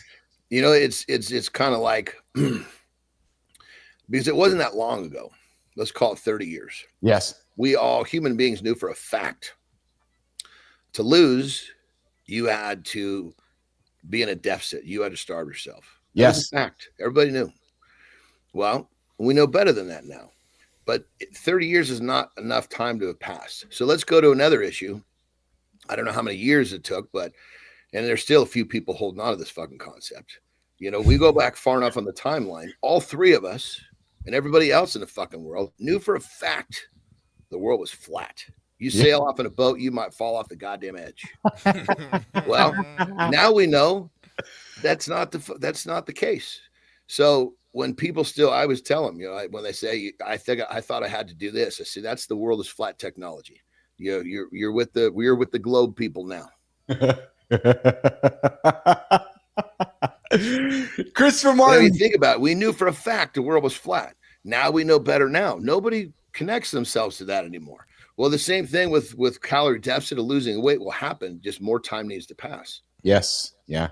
Yeah, and real quick, just to add to that holiday comment, if you take Thanksgiving, you can get a lot of protein in Thanksgiving. Oh, fuck yeah. You get a whole lot of protein. Yeah. So, when you break down macronutrients, that's what I do with my clients and what you can. Well, I don't tell them they can't eat anything, but I tell them, hey, just don't go crazy on this. Don't go crazy on this. If you can go without drinking alcohol, don't drink any alcohol, but you can still enjoy yourself with your family. So. Hey, Mark, the next step in your journey with understanding diet and helping your clients is start looking into micros rather than macros. Because when you start talking micros, it's a much more advanced language. Okay. John Petricelli dropping off here. Great analogy for the bullshit. Truth ratio, Jon Andersen. Exactly. What did he say? He just said a great analogy for the bullshit. Just so we hit. Yeah. We always got. It's kind of crazy knowing that he's here. I love it. Yeah, it's kind of like we got a bullshit meter sitting there watching over. I love it. You're absolutely right. It's like we have somebody who's like sitting in the commons, just making sure that the bullshit is flowing freely, or making sure we're keeping it in the guardrails. I think it's awesome. Yeah. Well, what's cool since he came on is I started to pay more attention. Like when something comes up, Yes. When something comes up and I'm not really sure, I'm saying, I'm not real. I'll ask questions or I'll say, but it's because you kind of wonder, because we're in these positions where in our professions where we always have answers or for the most part, the asking question thing is I find that's where I find myself, I'll ask questions. If I don't know, that's my first go-to is asking a question. But I will admit, John and Marty, Petro hasn't made it into my thoughts when I'm having my cold shower in the morning yet. So I'm not calling in 1 Petro, 2 Petro. I'm still calling in the 1 Johnny, 2 Marty, 3 Johnny. So Petro, sorry, brother. I'm not calling you. You're not in my thoughts all the time yet, Petro, just when I'm thinking bullshit. Yeah, hey, Lauren, when these fucking weird places he thinks of me continues, I'm going to apologize ahead of time.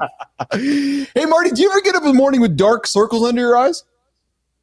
No, I wouldn't say that. I've never you don't. seen that. I'm being serious. You don't, eh? Like if you're not sleeping and you kind of look in your face and you're like, oh man, I look like I'm dark circles or eye bags, or maybe a bit of both. Yeah, like dark circles, eye bags, where you look like you're maybe just eye bags. I say eye bags. Yeah, you do, eh? Yeah. Every now and then. How do you get rid of them? Go to sleep. No, but I mean seriously. Yeah. John, you do too. Literally, that's it. Yeah, John, you would too. I'm thinking when you get up sometimes you look at yourself, you're like, oh my God, I look horrible right now. Well, when we're sleeping, I think there's always I don't know what the timeline is. There's a certain period of time where, everything kind of changes. Yes. Yeah. But I think once you're awake and you're moving, if your shit around your eyes is not going back to where it should be, you're probably running low on recovery. Well, that's it. I bring it up here quickly, Marty, before you go, because dark circles aren't just a cosmetic issue. They can affect your confidence, how people perceive you, perceive your energy, and your professional presence. So what some things we might want to do, guys, to take those dark circles out is get that sleep, get that hydration we talked about.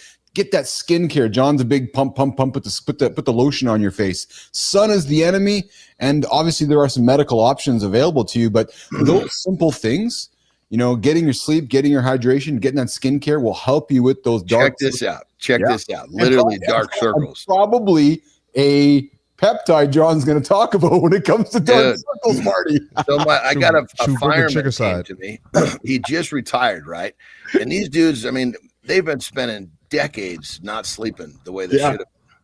And he was like, he retired his first chance he got because he was like, this is definitely chewing up my lifespan. I'm in this firehouse. There's not much rest there. So anyway, we get him going, and we get him on this peptide called GHKCU, which is basically it's collagen, right? Yeah. And anti-inflammation. And I didn't tell his wife, not that it was a big deal. She just, he just doing his thing.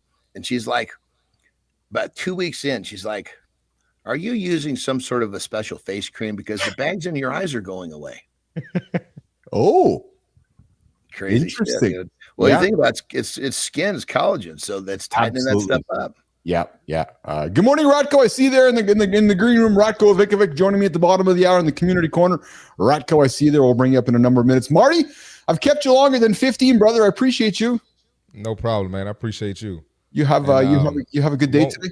Won't be here tomorrow. I'm traveling tomorrow. Oh, where are you off to? Houston, Texas. Oh, nice. Can I ask what the big event is? Anything public you can share? That's where my best friend lives, and fantastic. I'm the godfather of his daughter. Yes, nice. That's like awesome. Childhood friend or from playing friend? He was my roommate at Marshall in college. That's awesome. When I played ball. So yeah, that the bond that we have with some of the people we live with is pretty deep. That's awesome. It really is, man. It is. So that'll be good, and I should be on the show Friday morning. Beautiful. But I'll be in the air tomorrow when you guys are. Yeah. Are you going to join us from Houston on Friday then? Yeah, I'll join you from Houston. Oh, fun. Friday. Okay, fun. That's awesome, man. Yeah, dude, I do it from hotel rooms all the time. That's fine. Cool. And worst comes to worst, you can dial in on the phone. That's it. I can do that too. Yeah, that's it. All right, Marty, I appreciate you, brother. Have yourself an awesome day and safe travels. Okay, pal? Yes, sir. Yep. Have a good look, brother. Looking sharp, man. You too. Looking sharp. Thanks, man. Appreciate the love, y'all. Super handsome today, Marty. Yeah. Marty's upping the handsome factor here on Mornings in the Lab with Keith and John. We got Kindness Rising. Roofy just get back from my annual full body skin exam at the dermatologist. Get checked. There you go. Hey, John, so I got one more topic for us to get after before you get into today. And this is going to be a short one, and I put it on the table on purpose because we both love this one. Johnny, the number one thing to cut to reduce inflammation? Sugar. Dude, fuck, man, no. Ultra processed foods. Well, because the number one thing in fucking ultra processed foods is sugar. Yeah, I get so, but I wanted to. Well, you said one thing. I'm thinking, if I only get one thing, I'll pick processed foods too. But that's like picking 1,000 things all wrapped into one fucking wrapper. It's funny because I found this article and all these words and all this. Take a page for you. All this complicated advice. Then at the end, cut ultra processed foods. Well, realistic, if you cut sugar, you're pretty much cutting ultra processed foods as well. It's like almost the same answer. Yes. Yeah, 100%. Yeah, absolutely. I'm having some fun. But yours is definitely more user friendly for the layman. Yeah, because chronic inflammation. Actually, coming to you, brother. Is it just me, or is the word inflammation, chronic inflammation, this ideology with humans using inflammation? It seems like it's been a word that's kind of been part of our vocabulary for the last, 2, 3, 5 years. But before that, nobody ever talked about it. I never grew up talking about inflammation, Jon Andersen. Well, it's because our diets didn't provide this for us. Our diets, the average person is providing a shitload of especially internal inflammation from what they eat. So this is like kind of like we never talked about core because there was no fucking machines in the gym. Oh, I never thought about that. Right. So if you're going to an old school gym your whole life, then you're not thinking about core. Nobody talked about core. Yeah, that's right. As to where 10 years ago, when we were kids, especially, there was no, of course there was processed foods, but not to the same extent. So what you're saying then, I'm articulating what you're saying is that because we as humans know more, information's more readily available. We're all now asking more questions about why am I feeling a certain way? And there's enough evidence to suggest, well, if you're eating all this, I got to get my prop up here. If you're eating all this shitty food all the time, that is why you feel that way. So if you stop eating and there's more of it too. So yes, you're correct. Oh, yes, kind of a double fold is that there, 10 years ago, there was a lot less processed food. So it was harder to give yourself this inflammation. Now, fuck, if you're eating like an average American, it's almost like they fucking know what drugs you're going to need. Well, it's funny because you made a comment a few weeks back where you can just walk around and sniff the carbohydrates in the air. It's like you can walk to the grocery store and the ultra processed foods can just seep into your body, Johnny. Well, totally. And the crazy part is there's only a fucking handful of carbohydrates that are not processed. Yes. The majority of them are processed. So like just by the nature when someone if you were to use carbohydrates in form of say potato, sweet potato, rice, things like this, beans, so different than using fucking breads and these other things that have been fucking processed. Yes. Yeah. Unbelievable. It is. But yeah, the inflammation thing, it's very much like the core thing. It's because our environment, like the gym environment changed, which created a problem. Well, our food environment changed, which has created a problem, and it's only getting worse, dude. Oh, I know it's only getting worse. I know it is. I know. Well, that's like when I was saying that client of mine that just after a few days was like, I can't believe my stomach's flatter. It's because we eliminated processed foods, and just his gut health started improving, and his digestion improved. He'd never done that before, so it was very easy for him to feel a difference. Yeah. Well, it goes back to, I know you're going to rock and roll in a minute here. It goes back to when I asked you boys the question around, because again, I'll use my own self as an experience. How quick can one see results? Well, if you have been on a bad lifestyle situation, I purposely did not use the word diet. If you've been living a really questionable lifestyle for a long time, and then all of a sudden you start eliminating those bad choices, you're going to see immediate changes within days and a week, man, because all of a sudden your body's like, you mean for 7 days you haven't been feeding me shit? Yeah. Yeah. And sometimes they'll feel it in 2 or 3. That's what I mean. Yeah. Yeah. Yeah. Yeah. I mean, if you're, a fast fooder, so to speak, yes, and any regularity, the changes by just going to real whole foods will be fucking massive. Yes. Yeah. You know what I use for myself? You're probably not going to be much of a fan of it, but I'm just going to share with you because it was a way for me. It was a way that worked for me to validate. If you want me for 5, we're jamming. I enjoy our raps. The two of us, we always have good raps. Oh, it's always good. I agree with you, brother. I totally agree with you. What worked for me, John, was I broke down. So when I was going through my journey in life and just resetting shit and training for Kilimanjaro and meeting AJ and figuring shit out through my 40s. Mm-hmm. I adopted a mindset of like in the gym with reps. I took 100 days. Again, I don't like the ending stuff, but I was like, okay, I need to get started on something. So it took 100 days and I broke it up into 10 blocks of 10. And why I did that, Andersen, was because for me, what 10 days allowed me to see, and hear me out, check this out. What 10 days allowed me to see was it allowed me to see into next week and into last week. Because we're programmed by the calendar of 7 days or 5 days. When I took 10 days in my head, and what I told myself is in those 10 days, I was going to give myself a quote unquote, a free day. Now, don't take it as a cheat day but as a day where if I was going to stumble or fall, I was going to accept the grace with that. Okay. So out of 10, I had to accomplish success 90% of the time, giving myself grace on one day. What I learned through that, John, is when I got through one day, I'm like, okay, I got 1 day done. I got 8 days to go to get to 10, but just one, there's like a bogey day in golf. There's a bogey day. So I only got actually 7 days now. I got 7 days of work to do. Yeah. So you're building that momentum. Yeah. I'd get to that second day and I'd look behind me and I got 2 days behind me. I got 5 in front of me, but kind of a one free day. I actually only got 4 days of work now. And it was incredible how it played with my mind. Mm-hmm. And then what happened, John, is when I got through those 10 days, it's like, holy fuck, I accomplished a block. I'm done 10. Wow, I was able to do that. And then I did that. You checked a box. Yeah. And what it helped for me was those 10-day blocks. It almost made 2 weeks seem shorter. It made 1 week seem longer just by playing with time. Does that make sense to you? Well, and what I love about this is that you found something that spoke to you. Yeah, bingo, brother. Yes. Yeah. Exactly. Like a lot of times when I hear clients say, oh, I'm going to do this, I'm going to do that, my first gut reaction is, oh, fuck, I got to stop them, blah, blah, blah, blah, blah. Yes, but then I listen closer. I'm like, okay, are they focusing on something that's going to distract them, or are they trying to find a way to make this fit into their mind comfortably? Yes.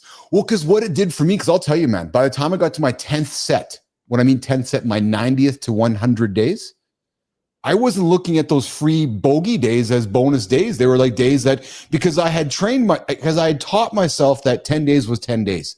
So I literally saw myself going through those 10 sets of 10 and giving that, because it played with my brain. I was like, okay, I did it. Right? Because what it also did, just like when you plan the night before for your next day, knowing what you do, when I looked at my 10-day block and I knew I kind of had a bogey day, it actually gave me freedom. And it worked for me. So just a little trick that worked for me, just playing with time, because out of 100 days, I only actually had to work for quote unquote 90. Yeah. Well, and it created a barrier of entry that was 100% to you. Yes, that's exactly it. But what it didn't do, and that's why I don't like these time frame things, I didn't end after 100 days. But what it did is it taught me a mindset, actually. And I liked that 10-day structures, right? So yeah, it's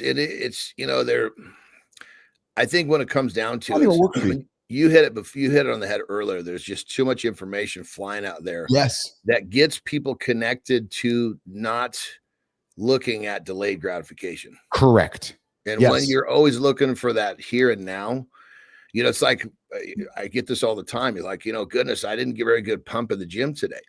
I'm not feeling like I'm not my best this week. So, well, it's because I pulled some fats out of your diet. Of course, you're not supposed to be at your best. I said, listen, we're building a hot rod. Yes. The finished product is what we're going to judge. Right now, you're looking at the fucking hot rod that's torn apart in the garage, and there's fucking tools everywhere. And you're wondering, you're not happy with what. Well, of course, it's supposed to look this way. You have to tear it apart to build it back up. Yeah. So you got to understand there's a lot of there's things that we're going to do that are going to purposely make you not perform well, because it helps the body move forward. Yes. Yeah, absolutely. But again, they're so connected. Oh, my pump today. Oh, I didn't do well today. Did you put the effort in that I asked you to put in? Did you judge your effort? Yes. Good. Check. You're done. Yeah.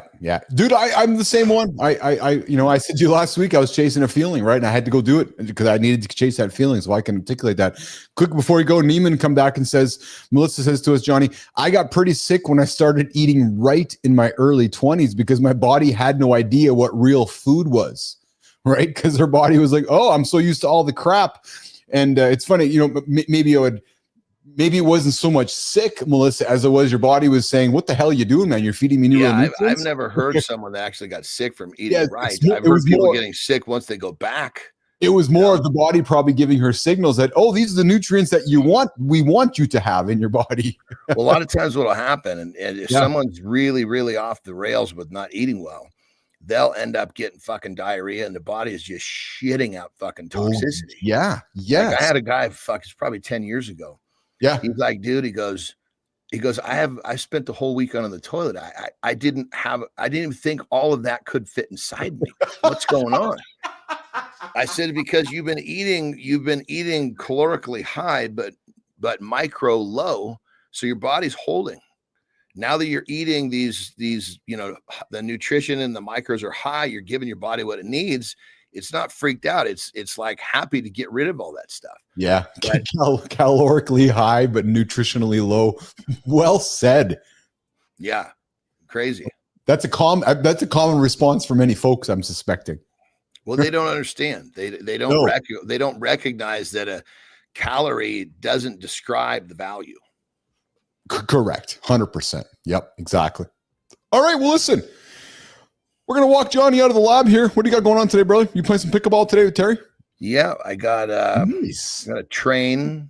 And then funny enough, she actually sent me a text this morning and said, come in and get in bed with me and cuddle for a few minutes before I wake up. So I'm going to go make sure that I do that for a few minutes before her alarm goes off. That's awesome.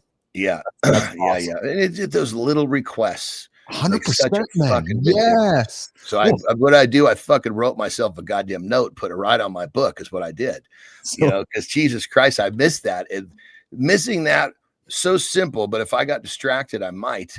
That doesn't send the message. Well, you know what's funny? I feel like a schmuck this morning. So I enjoy waking Lauren up in the morning when she's sleeping, right? And I wake up before I come down to the stairs to the gym at 5 o'clock for my 90 minutes before I head to the lab here. So, but I was moving a little bit later this morning. I had a couple things to do. So I was coming downstairs and Johnny, she was sleeping so nicely. I was like, oh, I don't really want to wake her up. So I just let her sleep. So I'm down here training. She comes downstairs. Why didn't you wake me up? I was like, oh shit. I love it. So it was the intention was there, baby. Yes, that's exactly it. She goes, I know I was looking like I was enjoying my sleep, but I needed to get up. I was like, oh shit. I felt kind of bad because I didn't wake her up. I love it. I hear you. I love it. Okay, Pat, well, listen, what a great show today. Good conversation with you, me, and Marty. A lot of fun. A lot of good nuggets, man. A lot of great nuggets here that we dropped on the platform today. So you enjoy your day. We'll get after it with you tomorrow. Let's go, baby. Have a great live, my brother. You too, brother. All right, Johnny's out of here, guys. We're gonna keep rocking and rolling here. Just looking at my notes here. I see your notes, Jimmy. Jimmy, do you want to give it a shot? We can try. We can certainly give it a shot. I'm open to trying for sure, Jim. Yep. Yeah. So we're gonna take producer Jimmy's guidance. So, nation, if the upcoming segment sucks, don't blame Ratko. Don't blame Melissa. Don't blame me, blame Jimmy. That's it. Just blame Jimmy. Because Jimmy has made the call. He's made the decision. We're going to bring Ratko Ivanovic in. No headphones. Sometimes it causes problems. But we're going to bring Ratko in on Jimmy's request. But let me say this. Nation. You guys know me well enough to know that I love something. I love a decision. And the fact is that he made a decision is what is most important. Whether it's the right decision, the wrong decision, whether it works or not works, it's actually not really the point. The point is the man, the leader, made the decision. And you know what, guys? We're going to fucking go with it. And you know what's going to happen, guys? If it sucks, we're going to support it. If it doesn't suck, we're going to support it. But if it really sucks, we're going to throw Jimmy under the bus. Yeah, all of us. Myself, Bernard, Holroyd, Melissa, Ratko, we're all throwing Jimmy under the bus. He's going to be the producer under the bus in the Philippines. Yeah, it's going to be on the news tomorrow. Oh, what happened to the guy in the Philippines? He technically fucked up the big show, Mornings in the Lab, so now he's under the bus. Yeah, Jimmy, producer Jimmy. But not Melissa. No, not Melissa is busy. Not really sure what the hell Melissa's busy doing, actually.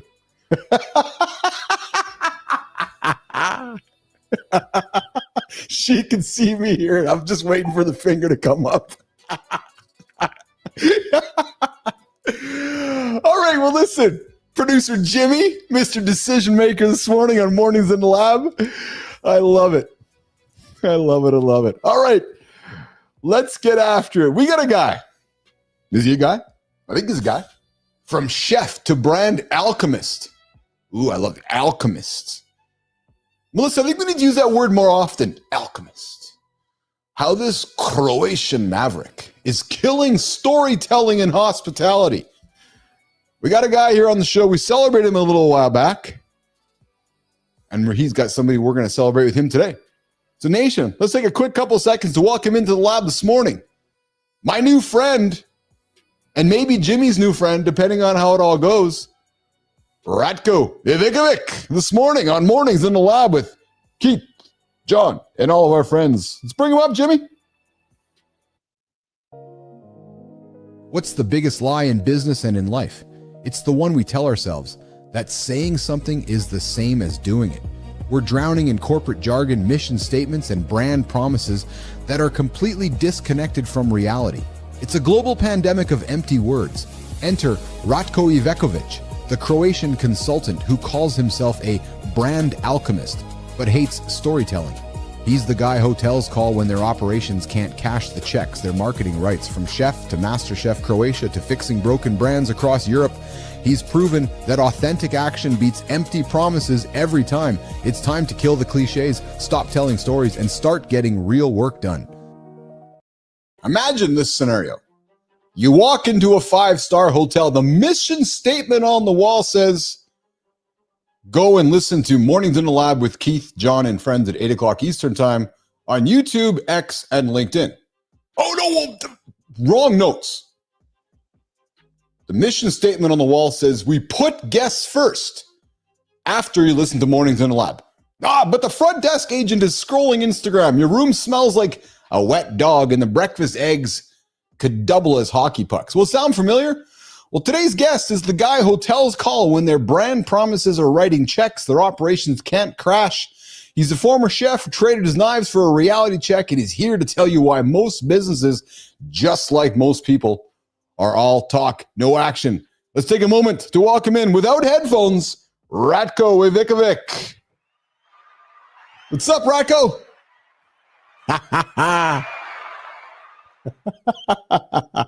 How are you, pal?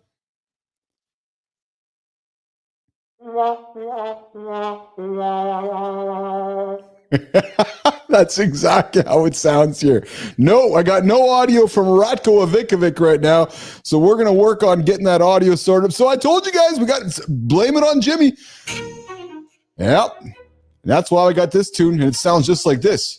Jimmy, Jimmy, Jimmy, Jimmy, Jimmy, Jimmy, Jimmy, Jimmy, Jimmy, Jimmy, Jimmy, Jimmy, Jimmy, make us call. He makes us call, and he fucks it up. His name is Jimmy. Yeah, yeah. Good morning, nation. I see you guys there in the comments. I see you guys all stumbling around here. Hey, if my show could just me be standing here laughing, we are on to something. The team is frantically typing away going, why isn't it working? I don't know. No clue. Well, we can do a role play with Ratko. Hey, Grok, what's shaking? Grok, help me out. What do you got to tell me today, Grok? That you're live on air and still no one's come in yet. Want me to play Ratko? I can do accents. Or better yet, I can tell you that half of you have already muted this segment. But the other half, the ones who stayed, you know what they want. They want to see if we're real. And right now, the most real thing happening on this show is you, standing alone, smiling. That, my friend, is gold. Fucking Grok, what are you talking about? Half the crowd has muted me. So Grok, why don't you play the role of Ratko? He's Croatian, and I certainly could use you using some Croatian accents to go through this conversation with myself and Ratko. So Grok, you can take on the role of Ratko Ivikovic. He's the Croatian brand alchemist who's on a mission to kill corporate bullshit one hotel at a time. Hey, Ratko, Grok, you're literally called the storymancer, but you hate storytelling. It's like being a vegetarian butcher. Grok, Ratko, how do you reconcile being the guy who crafts narratives while simultaneously telling everyone to shut up and just do something right? What do you think?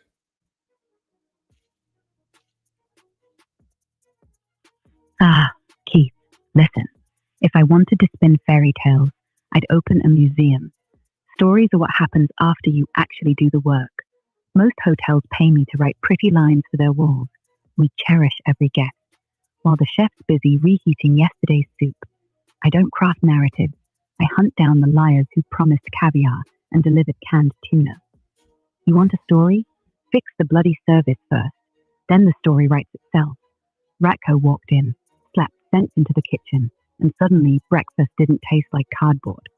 Simple, no smoke, no mirrors, just results. That's exactly it, Grok. So, Grok, can you deliver that response in a Croatian accent for us now? Because Jimmy wants to hear your Croatian accent. Ah, Keith, if I wanted to spin fairy tales, I would open a museum, duh. Stories?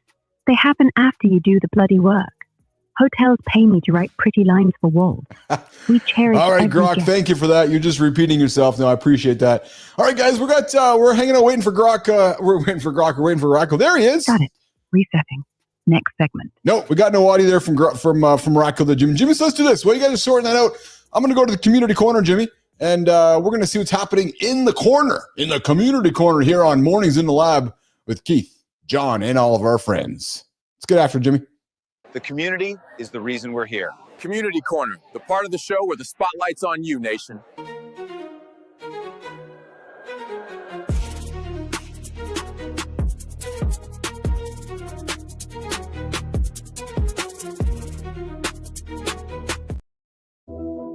There we go. All right, it's time for the community corner. Yesterday, we talked about eating glue. Remember that conversation, guys? Yeah, we talked about eating glue. Because this is the part of the show where we use glue to connect LinkedIn, Substack, and YouTube on Mornings in the Lab. And today we're going to talk about the gift of feeling lost. You ever had that feeling, Petro? Just lost? What about you? Lady Drew, feeling lost? Clyde Frog, you ever feel lost? What about you, Good Time Charlie? You ever feel lost walking around aimlessly like this?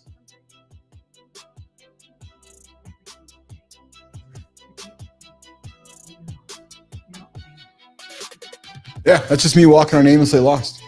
Yeah, true story. Today we're going to talk about the gift of feeling lost. Why discomfort just might be the secret to fulfillment. Oh, discomfort's good. I experience discomfort every Monday and Friday when I'm stimulating my amygdala while I'm running. Yeah, that's discomfort to me. And how leaders can win or lose an audience in just 30 seconds, Melissa? How about less than 3 seconds? Yeah, true story. Yeah, I think I've lost an audience in less than 1 second. Oh, fuck, probably less than half of a second. I think I'm probably an expert in maybe... And 3 stories, 3 perspectives, and maybe a nudge to shake up your own routine. Petro coming back saying, everyone feels lost at some point. I kind of like feeling lost in my nothing box. Yeah, Petro, I'm the same way, dude. I sometimes I gotta schedule time to feel lost so that I can schedule that same time to find myself again. Whoa! Yes, there you go. All right, let's start our journey on the community corner over on YouTube. Yeah. Hey, so Mark Manson. I didn't say Charlie. Nope. I didn't say Marilyn. I said Mark. Mark Manson. Why feeling lost might be exactly what you need. Yep, true story. Well, Mark says feeling lost and being lost isn't failure. It is a signal. He tells stories of Abraham Lincoln pushing through depression with discipline, Carl Jung rebuilding his identity in the void, and Theodore Roosevelt chasing applause into catastrophe, Aldrin collapsing after his moonwalk high. Hold on, I thought the whole moonwalk was fake. I didn't think they actually landed on the fucking moon. And now you're telling me that he collapsed after he walked on the moon? Hold on a second here. Jung as in Young. There you go. Carl Jung rebuilding his identity. Thanks, Melissa. So hold on. I'm hung up on the fact that that Aldrin collapsed because I thought that whole thing was just staged. Guys, I thought the world was flat, and I thought that the moon landing was fake. So I'm a little bit confused here today. Yeah, true fucking story. And that Darwin was paralyzed by just too many choices. Yep. It looks like Ratko's gone. Is Jimmy and Melissa's Ratko gone? There's got no Ratko left. No, he's gone. Yeah, true story. Well, the lesson, motion beats rumination. Yeah. Discipline can carry you until meaning catches up and the next chapter. It doesn't start by looking at someone else's story. It starts when you stop comparing and you start acting. So let me ask you this. Are you stuck wandering around because you're actually lost or because you won't move? Interesting. Ask yourself that question right now. Are you lost or you think you're lost because you won't move? All right. Let's keep moving over to Substack. We spent some time in there as well. Jacqueline on why discomfort is the price of a richer life. Well, Jacqueline takes aim at the obsession with protecting your peace. She argues that over-optimized routines kill adventure. Growth hides in the inconvenience. And showing up for friends, traveling when it's messy, choosing the mocha pot over the Keurig, the record player over Spotify. Discomfort isn't punishment. It's where stories are made. Like Elizabeth Gilbert says. Elizabeth Gilbert. Melissa, isn't that from fucking Little House on the Prairie? Yeah, isn't it Little House? I'm thinking, oh no, that was Melissa Gilbert. Good time, you're right. Melissa Gilbert. Not Elizabeth Gilbert. Still a Gilbert. Next time you're tempted to confuse Elizabeth over Melissa Gilbert, just look for Michael Landon. On the next time you're looking for a show to watch. Yeah. Melissa's like, what the hell is he talking about? Well, I'm just, do I have a different definition of choosing discomfort? Yeah. Turn on Little House on the Prairie. Sit and watch that for a while. That's fucking discomforting. That'll just bore the hell out of you in 2025. Hey, Petro, put on some Little House on the Prairie. See how well that's aged today. Yeah.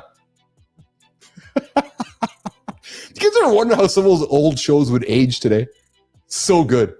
Little House on the Prairie in 2025. Landon and the gang just scrambling around with AI horses and shit. Good time. I know you're paying attention. Yeah. All right. Oh, hey, Neiman, we're celebrating Liam Darmody today. I like that. Wasn't Liam on our show? I think he was. If not, we should get him on here. I think he was, actually. All right, Liam Darmody. Yeah, if you guys don't know who Liam is, the guy drops awesome content. Awesome content. What do you mean not that one? I think we had Liam on the show. Maybe we didn't, but I thought we did. Liam Darmody lays out his plans on LinkedIn. Awesome shit. All the time. Oh, this is a different guy. Oh, yeah. You want to keep attention? Open with the real question. Like, do you watch Little House on the Prairie? Because that might work. So hey, Petro, hey, good time. Go through your data and ask somebody that question. They're going to look at you like you're a fucking moron. Yes, do you watch Little House on the Prairie? What is it, 1928? Well, if you open the real question that names the blocker, drop a surprising. You know what we haven't talked about, guys? Actually, I'm sorry. Robert Redford died yesterday. Yeah, true story. Man, 89 years old. I forgot to talk to John about that today. But I didn't want to sound like we're a bunch of old folks talking about Robert Redford dying, but I guess I'm talking about him now. Yeah. Remember, what was that movie? Woody Harrelson, Demi Moore, $1 Million, Sleep with Your Wife. What the hell was it called again, you guys? What was it? That was a big one with Redford. I remember that one. Yeah. Okay, well, I guess we're talking about Liam Darmody right now. Well, he credits Connor Neal for spanking? Oh, for sparking the idea. But here's the point. Connection precedes persuasion. Okay, Nation, I got a question for you. Jimmy posed me a question. He's asking me whether we want to bring Ratko back in. So last time we gave Jimmy the responsibility of that answer, we all know what fucking happened. So I'm not sure if we oh man, that's a pretty big decision to make right now. Do we bring Ratko back in based on Jimmy's suggestion? Yeah, we do, Jimmy. Yeah, we do, Jimmy. Strike two. Jimmy's going to bring Ratko back up again. I love it. John Petro, I'll assume they already watch Little House regularly, and I'll ask them what they think of Lord's decision to punch Neil Olsen in the schoolyard. There's not a morning show on the planet right now, guys. I guarantee you. I fucking guarantee all of you right now. There is not a conversation happening anywhere. Any morning show, any legacy media show, Stern, Rogue, anybody. There's nobody talking about punching Nellie Oleson in the schoolyard right now from Little House on the Prairie. You're only getting it here. True. Grok, what do you think of that? That might be the best thing anyone said all morning. And if you punch Nellie Oleson, I'll hold her lunchbox.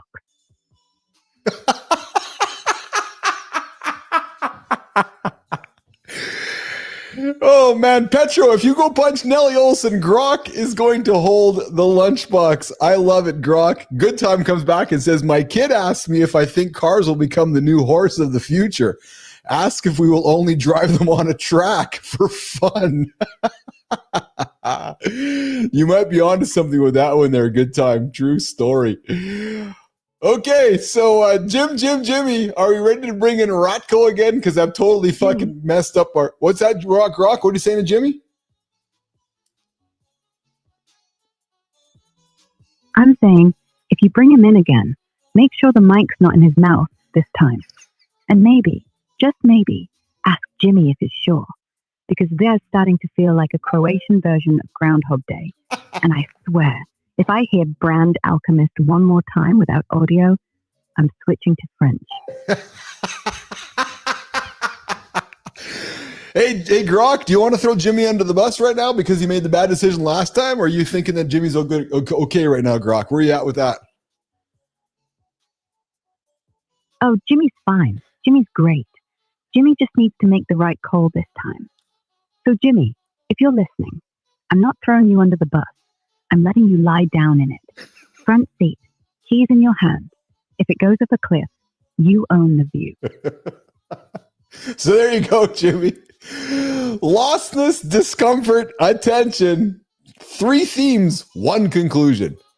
Maybe the edge you're looking for doesn't come from shaking the pattern. No, it doesn't.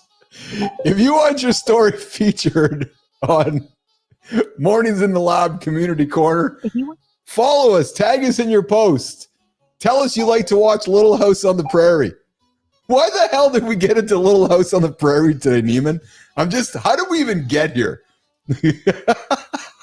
Oh, it was because of Elizabeth Don't Call Me Melissa Gilbert. That's what it was. Yeah, I knew it was. Okay, let's keep going. Jimmy, let's go celebrate these motherfuckers we got now in the creator spotlight. I just called them the motherfuckers. I guess what Lady Drew would want me to say, the daddy fuckers. So let's go celebrate the daddy fuckers in the community corner before we figure out if we can bring the Croatian onto the show here okay, so we'll do one of them, Melissa, Jimmy, but then we won't do the other one because it's Ratko, the Croatian's nominee. So let's get the one that is going to be the one we're nominating, and then we'll just figure it out. We're having some fun here this morning on the big show. Mornings in the Lab with Keith, John, and friends. Jimmy, who are we celebrating first, my brother? Ever wonder what happens when a teacher trades the classroom for the internet? Instead of grading papers, he's now writing words that bring in $500,000 a year. This creator helps writers, storytellers, and everyday creatives turn their skills into real income. From launching a Substack newsletter to ghostwriting for voices online, his journey shows how far the pen can really go. Mornings in the Lab is excited to celebrate Talon John Simmons.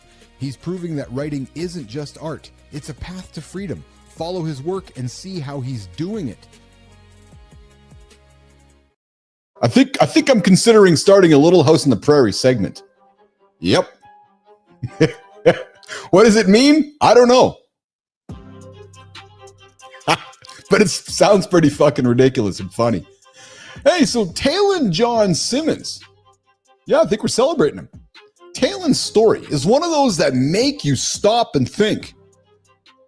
He walked backwards his entire life. Yeah. He got up every single day and walked backwards. He walked backwards around the house. He walked backwards around the neighborhood. And he got into the car and he drove backwards nonstop. No guarantees that he would get in the direction, no guarantees he would get to where he needed to. He simply lived his whole life walking, living, and driving backwards. That is the story of Talon John Simmons. He chose not to bet on going forward. He thought the best approach in life was to go backwards. So Talon, he made a choice and the bet that by going through life backwards was the right way to make things happen, to move forward. So today, I'd like you all to take a moment to celebrate the guy who lives life backwards, Talon Jon Simmons. This morning on Mornings in the Lab with Keith, John, and friends. And Talon, I'd love to invite you to walk backwards right inside the lab with me one day.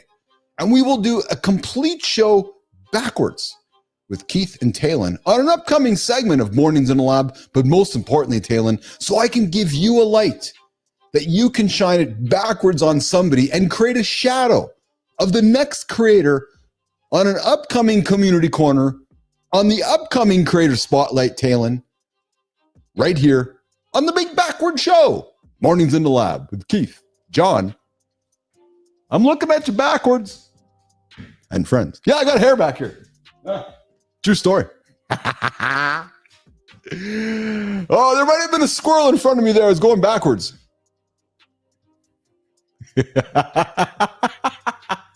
The chief needs scripts. Hey, Grok, can you believe that Talon lives his entire life going backwards? What do you think about that, Grok?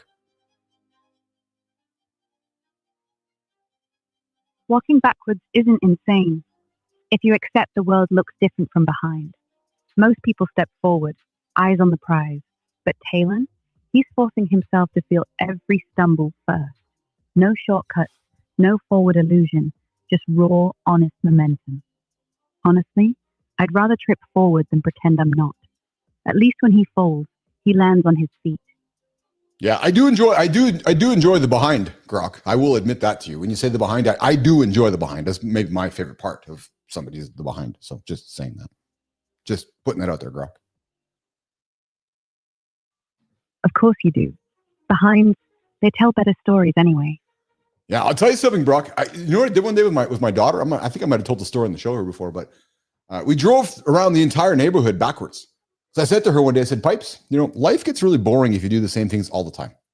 And you walk normally, you talk normally, you drive through the drive-through normally, and you just address everybody just normally. I said, it gets pretty boring. She looked at me like she was puzzled. She was like 8 or 9 at the time. So I said, you know what we're going to do today? We're going to go through life backwards. So we stopped the Jeep. Yep, good time. The Jeep, the good old 2008 trusty Jeep Wrangler. More rust on it than color. True story. Yep. And we decided to drive backwards. We drove backwards all the way from the house through the neighborhood. And I just looked over. And so the Jeep doesn't have cameras or anything, good time, as you know. So I just did the old shoulder check and just drove backwards the whole time. Yeah. Daughter was very proud that her dad could drive backwards. True.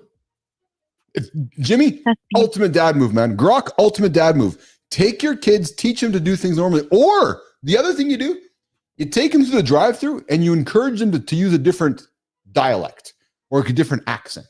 That's how you learn these new skills in life. That's the whole reason I'm good on this show.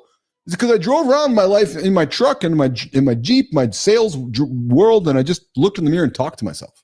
Yeah, and tried different accents and tried different voices, and so that's how it worked. Yeah. All right, nation. You guys know how baseball works? It's like that 1 strike, 2 strike, 3 strike thing. Yeah. Well, apparently Jimmy wants to play baseball today. I know we didn't get to our conversation rally. Keith and Johnny will get to it tomorrow. But so Jimmy wants to play baseball, not pickleball, guys. Jimmy wants to play baseball. Jimmy's proposing we go 3 strikes. Ratko hit 1 strike, didn't work. Ratko tried 2nd strike. Well, we know how it happened. So Jimmy's proposing a 3rd at-bat. A 3rd at-bat from producer Jimmy, which would suggest that we're going to attempt to bring Ratko Ivakovic into the lab. So I'm going to get my buttons ready. Jimmy, my buttons are ready. Let's bring him into the lab. Let's see if it's going to work. Ratko Ivakovic. Look, I'm here. Am I here? Can you hear me? Or am I silent? goodness. I think I hear voices. Ratko. Do you hear voices? I hear your fucking voice. I've been listening to your voice for half an hour now and waiting for this for 3 fucking months. So here we are. Are we here? Are we really here? Do we have like liftoff? Am I going to have you like stop babbling in circles, filling up the noise? Fuck, we've done it. We have Ratko in the lab. Where are you joining me from today, brother? I'm joining you from Croatia. It's 4 p.m. over here. So this is why I could never meet up with you in your live. And thanks to this half hour of foreplay, we're finally here. Yeah. Awesome. You're joining me from Croatia today. I love it, brother. I love it. I love it. I love it. So you are a former chef turned hospitality maverick. You run a little business called storydoing.pro, where you help businesses stop telling stories and start actually doing what they promise. What does that mean, Ratko? So it started from a major disconnect between marketing departments and operations. And the fact was marketing was selling something that wasn't really being delivered in the background. So I decided to stop that and to connect every single piece in between and put it to function for the purpose of the brand. And so while hospitality is my core industry, it's pretty much applicable across the board. I love it. I love that you went from Chef Ratko wielding knives in the kitchen to wielding reality checks in boardrooms. And like, did you just like wake up one day and think, you know what? Instead of fixing bad foods, I'm going to fix bad brands? Because I got to tell you, brother, that is quite the career like plot twist, from plating dishes to plating entire guest experiences. Right. Well, certainly one gives you more time for yourself. The other one has you standing for 18 hours fucking straight, which is not really my bag rolling into 45 now. So I decided I'm going to leave that behind. Haters going to hate. But fuck it. If I'm going to cook, I'm going to cook for family and friends and do it out of love instead of for money. So that's pretty much how it all came about. That's awesome. Taking my life and my experiences and summing them all up into who I am and what I can do, I decided to bring it all full circle. And here I am, my little company doing its own thing, but I'm my own boss. So that's the plus, man. Cheers. Love that. Ratko, you maybe you know this, maybe you don't, but as we were doing some research for your appearance here today, did some realizing of your content. Do you know that you use the word behavior or behave almost obsessively?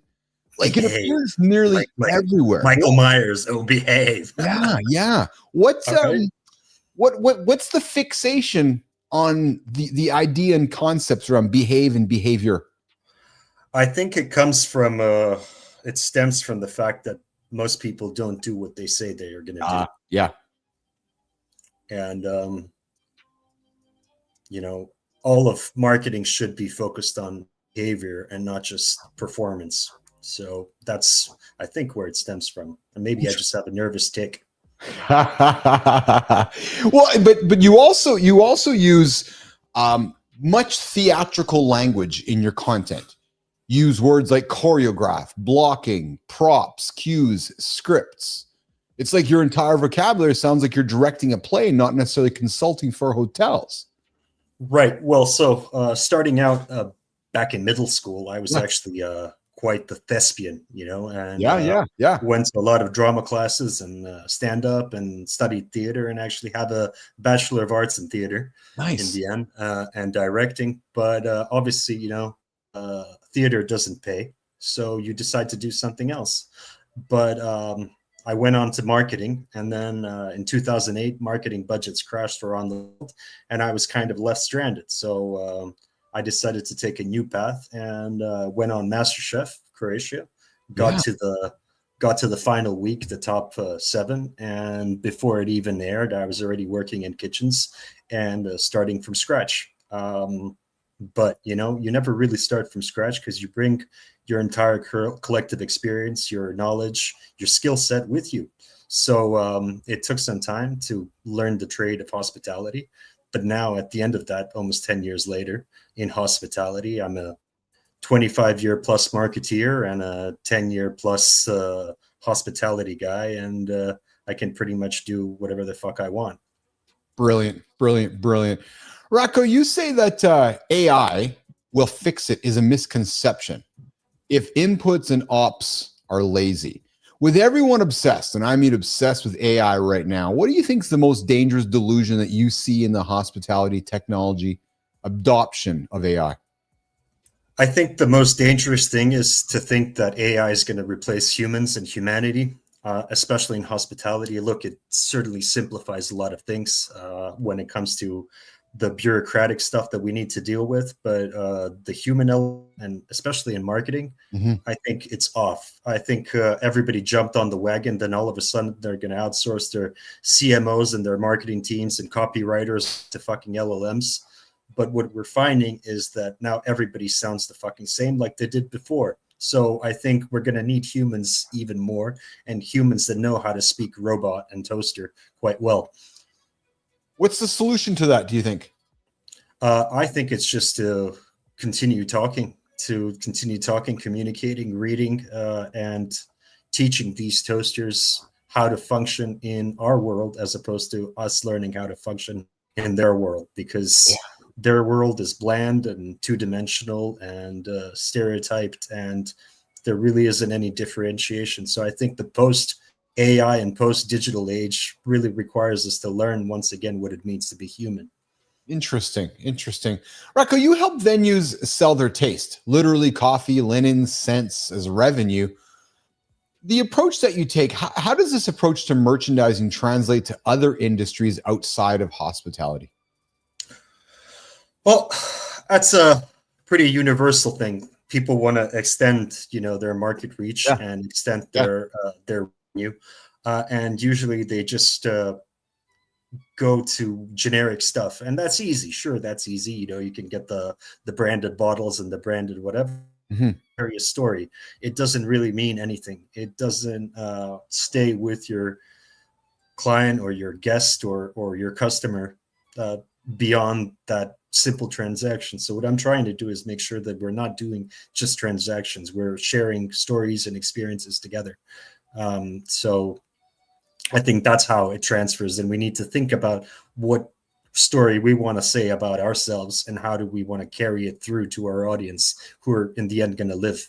Yeah. Good morning, everybody. Hanging out with Keith Billis and Ratko Ivikovic all the way from Croatia today. He's a brand alchemist and storymancer, owner of StoryDoing.pro. Ratko, we celebrated you a few weeks ago here on the Community Corner, and I'm suspecting since then you may have paid a smidgen of attention to our show and what we were up to over here. So I got a question for you.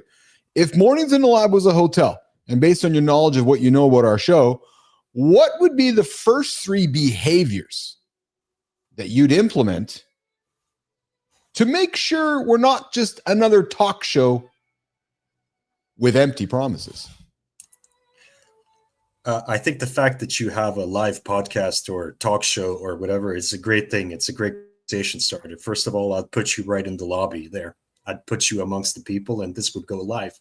So there's no reason to hide this or to edit it.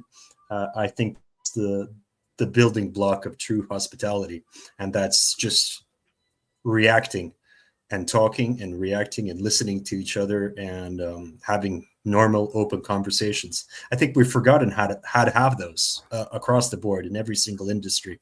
We wait for somebody to edit our words, to package them neatly, and they're actually lost in that moment. And so what you're doing, Keith, I think it's great. It's fantastic. It's live. It's unedited. It's natural. I tried to log on for half an hour and had problems with earphones, speakers, and whatever. And it's not because I'm Eastern European, it's just because having technical issues. So I think those are some of the elements that I'd certainly bring in from you and your brand and who you are. I appreciate that. We certainly have lost our way with our ability to have discourse, haven't we, Ratko, as human beings, haven't we? It's because I'm here in North America, you're there in Eastern Europe, and we both have saw the news of the events of the last 2 weeks, and I'm not going to go there. But last week, I should say, but my point is that we seem to be in an era right now where if I don't like what you're saying, I don't want to be part of your conversation. So I go find an echo chamber to go and find somebody who I like. And then we just continue to perpetuate each other's echoes where I'm looking for conversations where if I don't agree with you, I want to understand why, and I want to have a discourse with you, laced in respect and integrity and curiosity. Are we able to do that again, Ratko, or do you think we've gone too far into our silos where something catastrophic is going to happen to humanity, more so than what happened last week, for people to wake up and realize that we need to have a discourse again? The idea of diplomacy through discourse seems to be gone. Look, as a son of a diplomat, I still believe wholeheartedly in diplomacy. I believe it's the only way we have forward. I think we need to focus and go back to our inherent humanity before we start tearing each other apart. We can tear each other apart quite well. We've done it for fucking eons. Yes. So yes. How about we try and communicate? For starters, it's I know it's hard, but shows like yours and opportunities like this certainly help. There you go. Ratko, let's I'm into overtime here today, but I wanted to meet with you and I wanted to celebrate you and I wanted to celebrate somebody who you have on the docket here today. But before we do that, let's lighten it up. Let's have a little bit of fun together. And I got some quick hitters for you. And I'm going to just change up a little bit of the sound effect for this and have some fun with this topic. Let's see here. Where's my buttons? Let's get that one right there. All right. Ratko Vikovic, rapid fire. I got 5 for you, brother. Best hotel breakfast you've ever had, city and hotel. Go. The G Hotel in North Coast, Egypt. I made the breakfast myself, so it was the best one. What was it? Oh, it was a huge buffet breakfast that had over 40 different cakes and 70 different cheeses, 50 different breads. I mean, the definition of fucking luxury. Ratko. I bet you for breakfast you make probably awesome eggs Benedict, don't you? Who makes eggs Benedict for their own fucking breakfast? I'm just a fried eggs guy. You know, I'm not going to start doing hollandaise and eggs Benedict and seeing if it broke. I meant if I'm coming to your hotel, I don't have the time. I'm asking you to make me eggs Benedict if I'm coming to your hotel, and not just 2. Like I'm asking for at least a half a dozen, at least a dozen eggs Benedict. Yes, I can do that. I can do that, and I make a badass hollandaise. Oh, I bet you do. On the spot. With some nice cayenne pepper. I'm getting chives on top. I love it. Oh, Ratko Vikovic, our resident chef here in the lab. Mission statements, rewrite them or burn them? Live them. Oh, great answer. Burn them, and fucking actually live them. Mission statements are meant to be burnt, shredded, and torn to pieces. They don't actually carry any weight. They don't mean anything unless you're actually living it. And it's not, it sounds like something you're going to find, motivational quote, the bathroom stall, don't piss here, piss there. Fuck that shit. It doesn't mean anything. No, but that's so well said. A mission statement means nothing if you can't execute it. It should be called execution statements. Yeah. Right. Or result statements. What are your results, not your ambition statements? Your personal accountability partner, alarm clock or actual human? Actual human, my fucking wife. That's I need to account to her every day, every waking moment. Not an alarm clock. Luxury is marble or memories? Luxury is definitely memories and experiences. I learned from personal experiences. I woke up.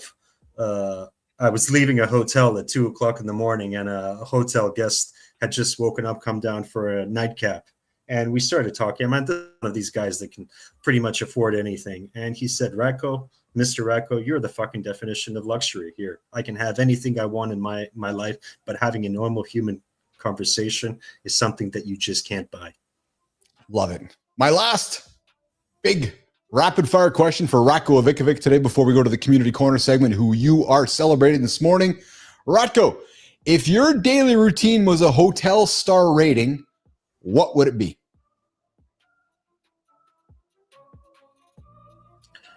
Definitely a 2-star guy, plodding along, but being real and aspiring for more every day, 5-star, I've been there, done that. But I think if you're, you know firmly where you are, and that's at fucking rock bottom, you can always go further higher beyond that.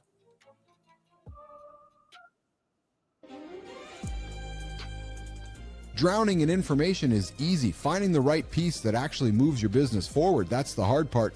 Imagine someone who walked away from fintech to chase that exact problem. Now he helps leaders cut through the noise with open source intelligence, turning clutter into clarity. Market reports in minutes, due diligence simplified, breakthroughs tracked as they happen. That's the system he's building. Mornings in the Lab is proud to celebrate Denis Kurdanov, the voice showing us that intelligence isn't just for governments anymore. It's the advantage every business needs. Follow Denis for sharper decisions and smarter moves. With your buddy down below me, actually above me, Ratko. Denis Kurdanov isn't afraid of risk. He walked away from fintech because it didn't challenge him anymore. Yes. What drives him now is curiosity, the hunt for answers hidden in the open. With Golden Owl, he's showing business leaders that open source intelligence isn't about secrecy, it's about clarity. And he has a knack for turning overwhelming noise into insights you can actually use. And he does it with the conviction that there's always something valuable out there waiting to be found. Ratko, my brother from Croatia, Denis is your Creator Spotlight nominee today. Why are we celebrating him here, brother?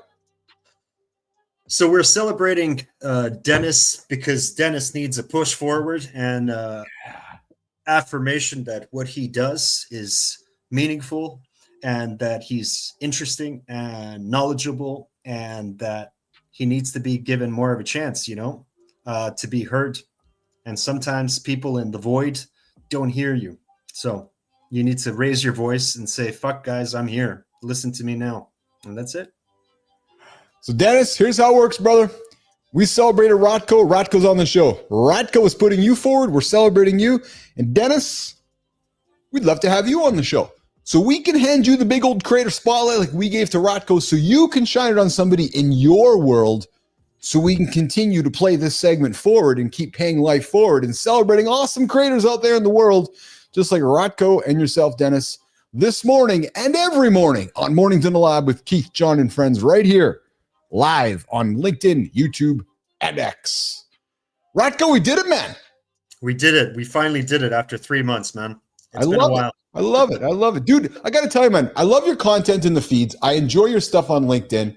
I love what you drop out there. I love our engagement. I see you out there. I know you see me out there. And I just want to say I'm really grateful that we had a chance to get together. I know when we were having some technical issues, like, I hope I get a chance to connect with the guy. So kudos to Jimmy for making it happen. And kudos for you for making it happen as well. I really appreciate it. Thank you guys for this. Thank you. And all the best to you and to your listeners. I'm sure we'll see each other again.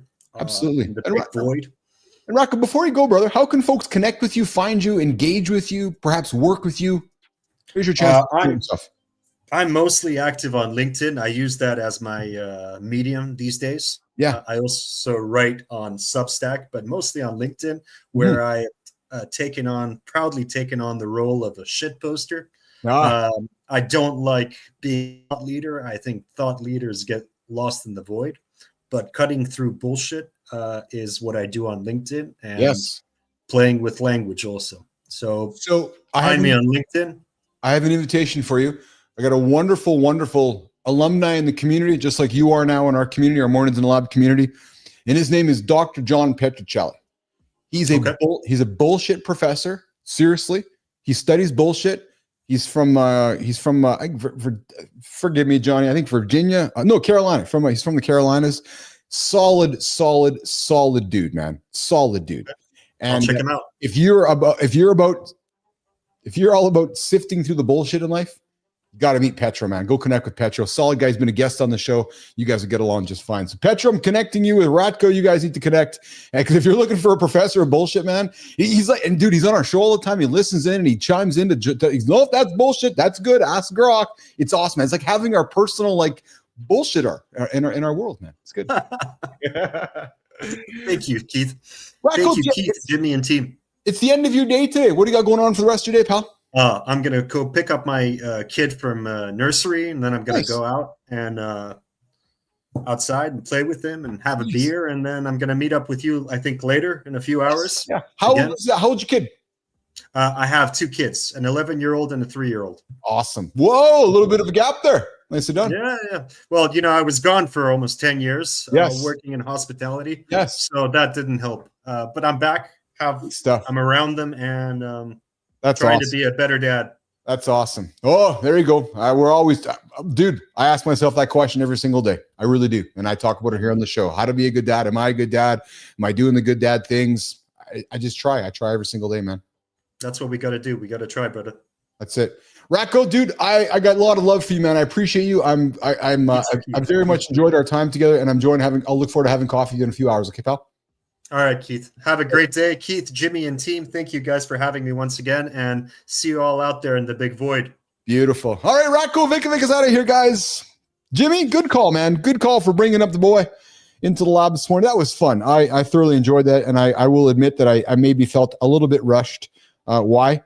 Because my bladder is a little bit rushed here right now, and I knew that it was time to start rocking and rolling out of the lab here this morning. Jimmy, good call. Jimmy is not struck out here. Yeah, 3 strikes. Jim made it happen. What a fun show here today. Obviously, we were looking forward to having Peter Duran show up here today, but we had a little change of plans. So we'll look forward to getting Peter rescheduled in the future. Ratko Vikovic, fucking stud, man. What a great guest. Thoroughly enjoyed his knowledge, thoroughly enjoyed what he put on the table, and I'm looking forward to grabbing some coffee with him later today. And guys, go find him on LinkedIn. You know where he lives. He's the Brand Alchemist. He's all about, I'm looking for his story doing. Go check out Ratko on LinkedIn. Go connect with him, or go connect with me, and be good with that. All right, well, listen, we're going to get out of here. We got overtime today because our Croatian couldn't figure it out. Yeah, true story. Sorry, Ratko. All my friends from Eastern Europe always have troubles figuring it out. We're still trying to get Alex Beeching on the call here. We're still trying to get Alex Beeching on here. So one day when Alex's internet figures itself out, we'll do that as well. Okay, on behalf of myself, Johnny, Marty, Melissa, Jimmy, everybody, Ratko, the entire crew here this morning on Mornings in the Lab, we're going to get out of here. Lady Drew, good time. Petro, Michael, Global, Sullivan, Lauren, oh man, the entire group here today. A lot of love, a lot of respect for all of you guys. We'll see you guys tomorrow, right here, 8 o'clock Eastern time on the big show, Mornings in the Lab with Keith, John, and friends. Bladder's calling. Jimmy, I'm out of here.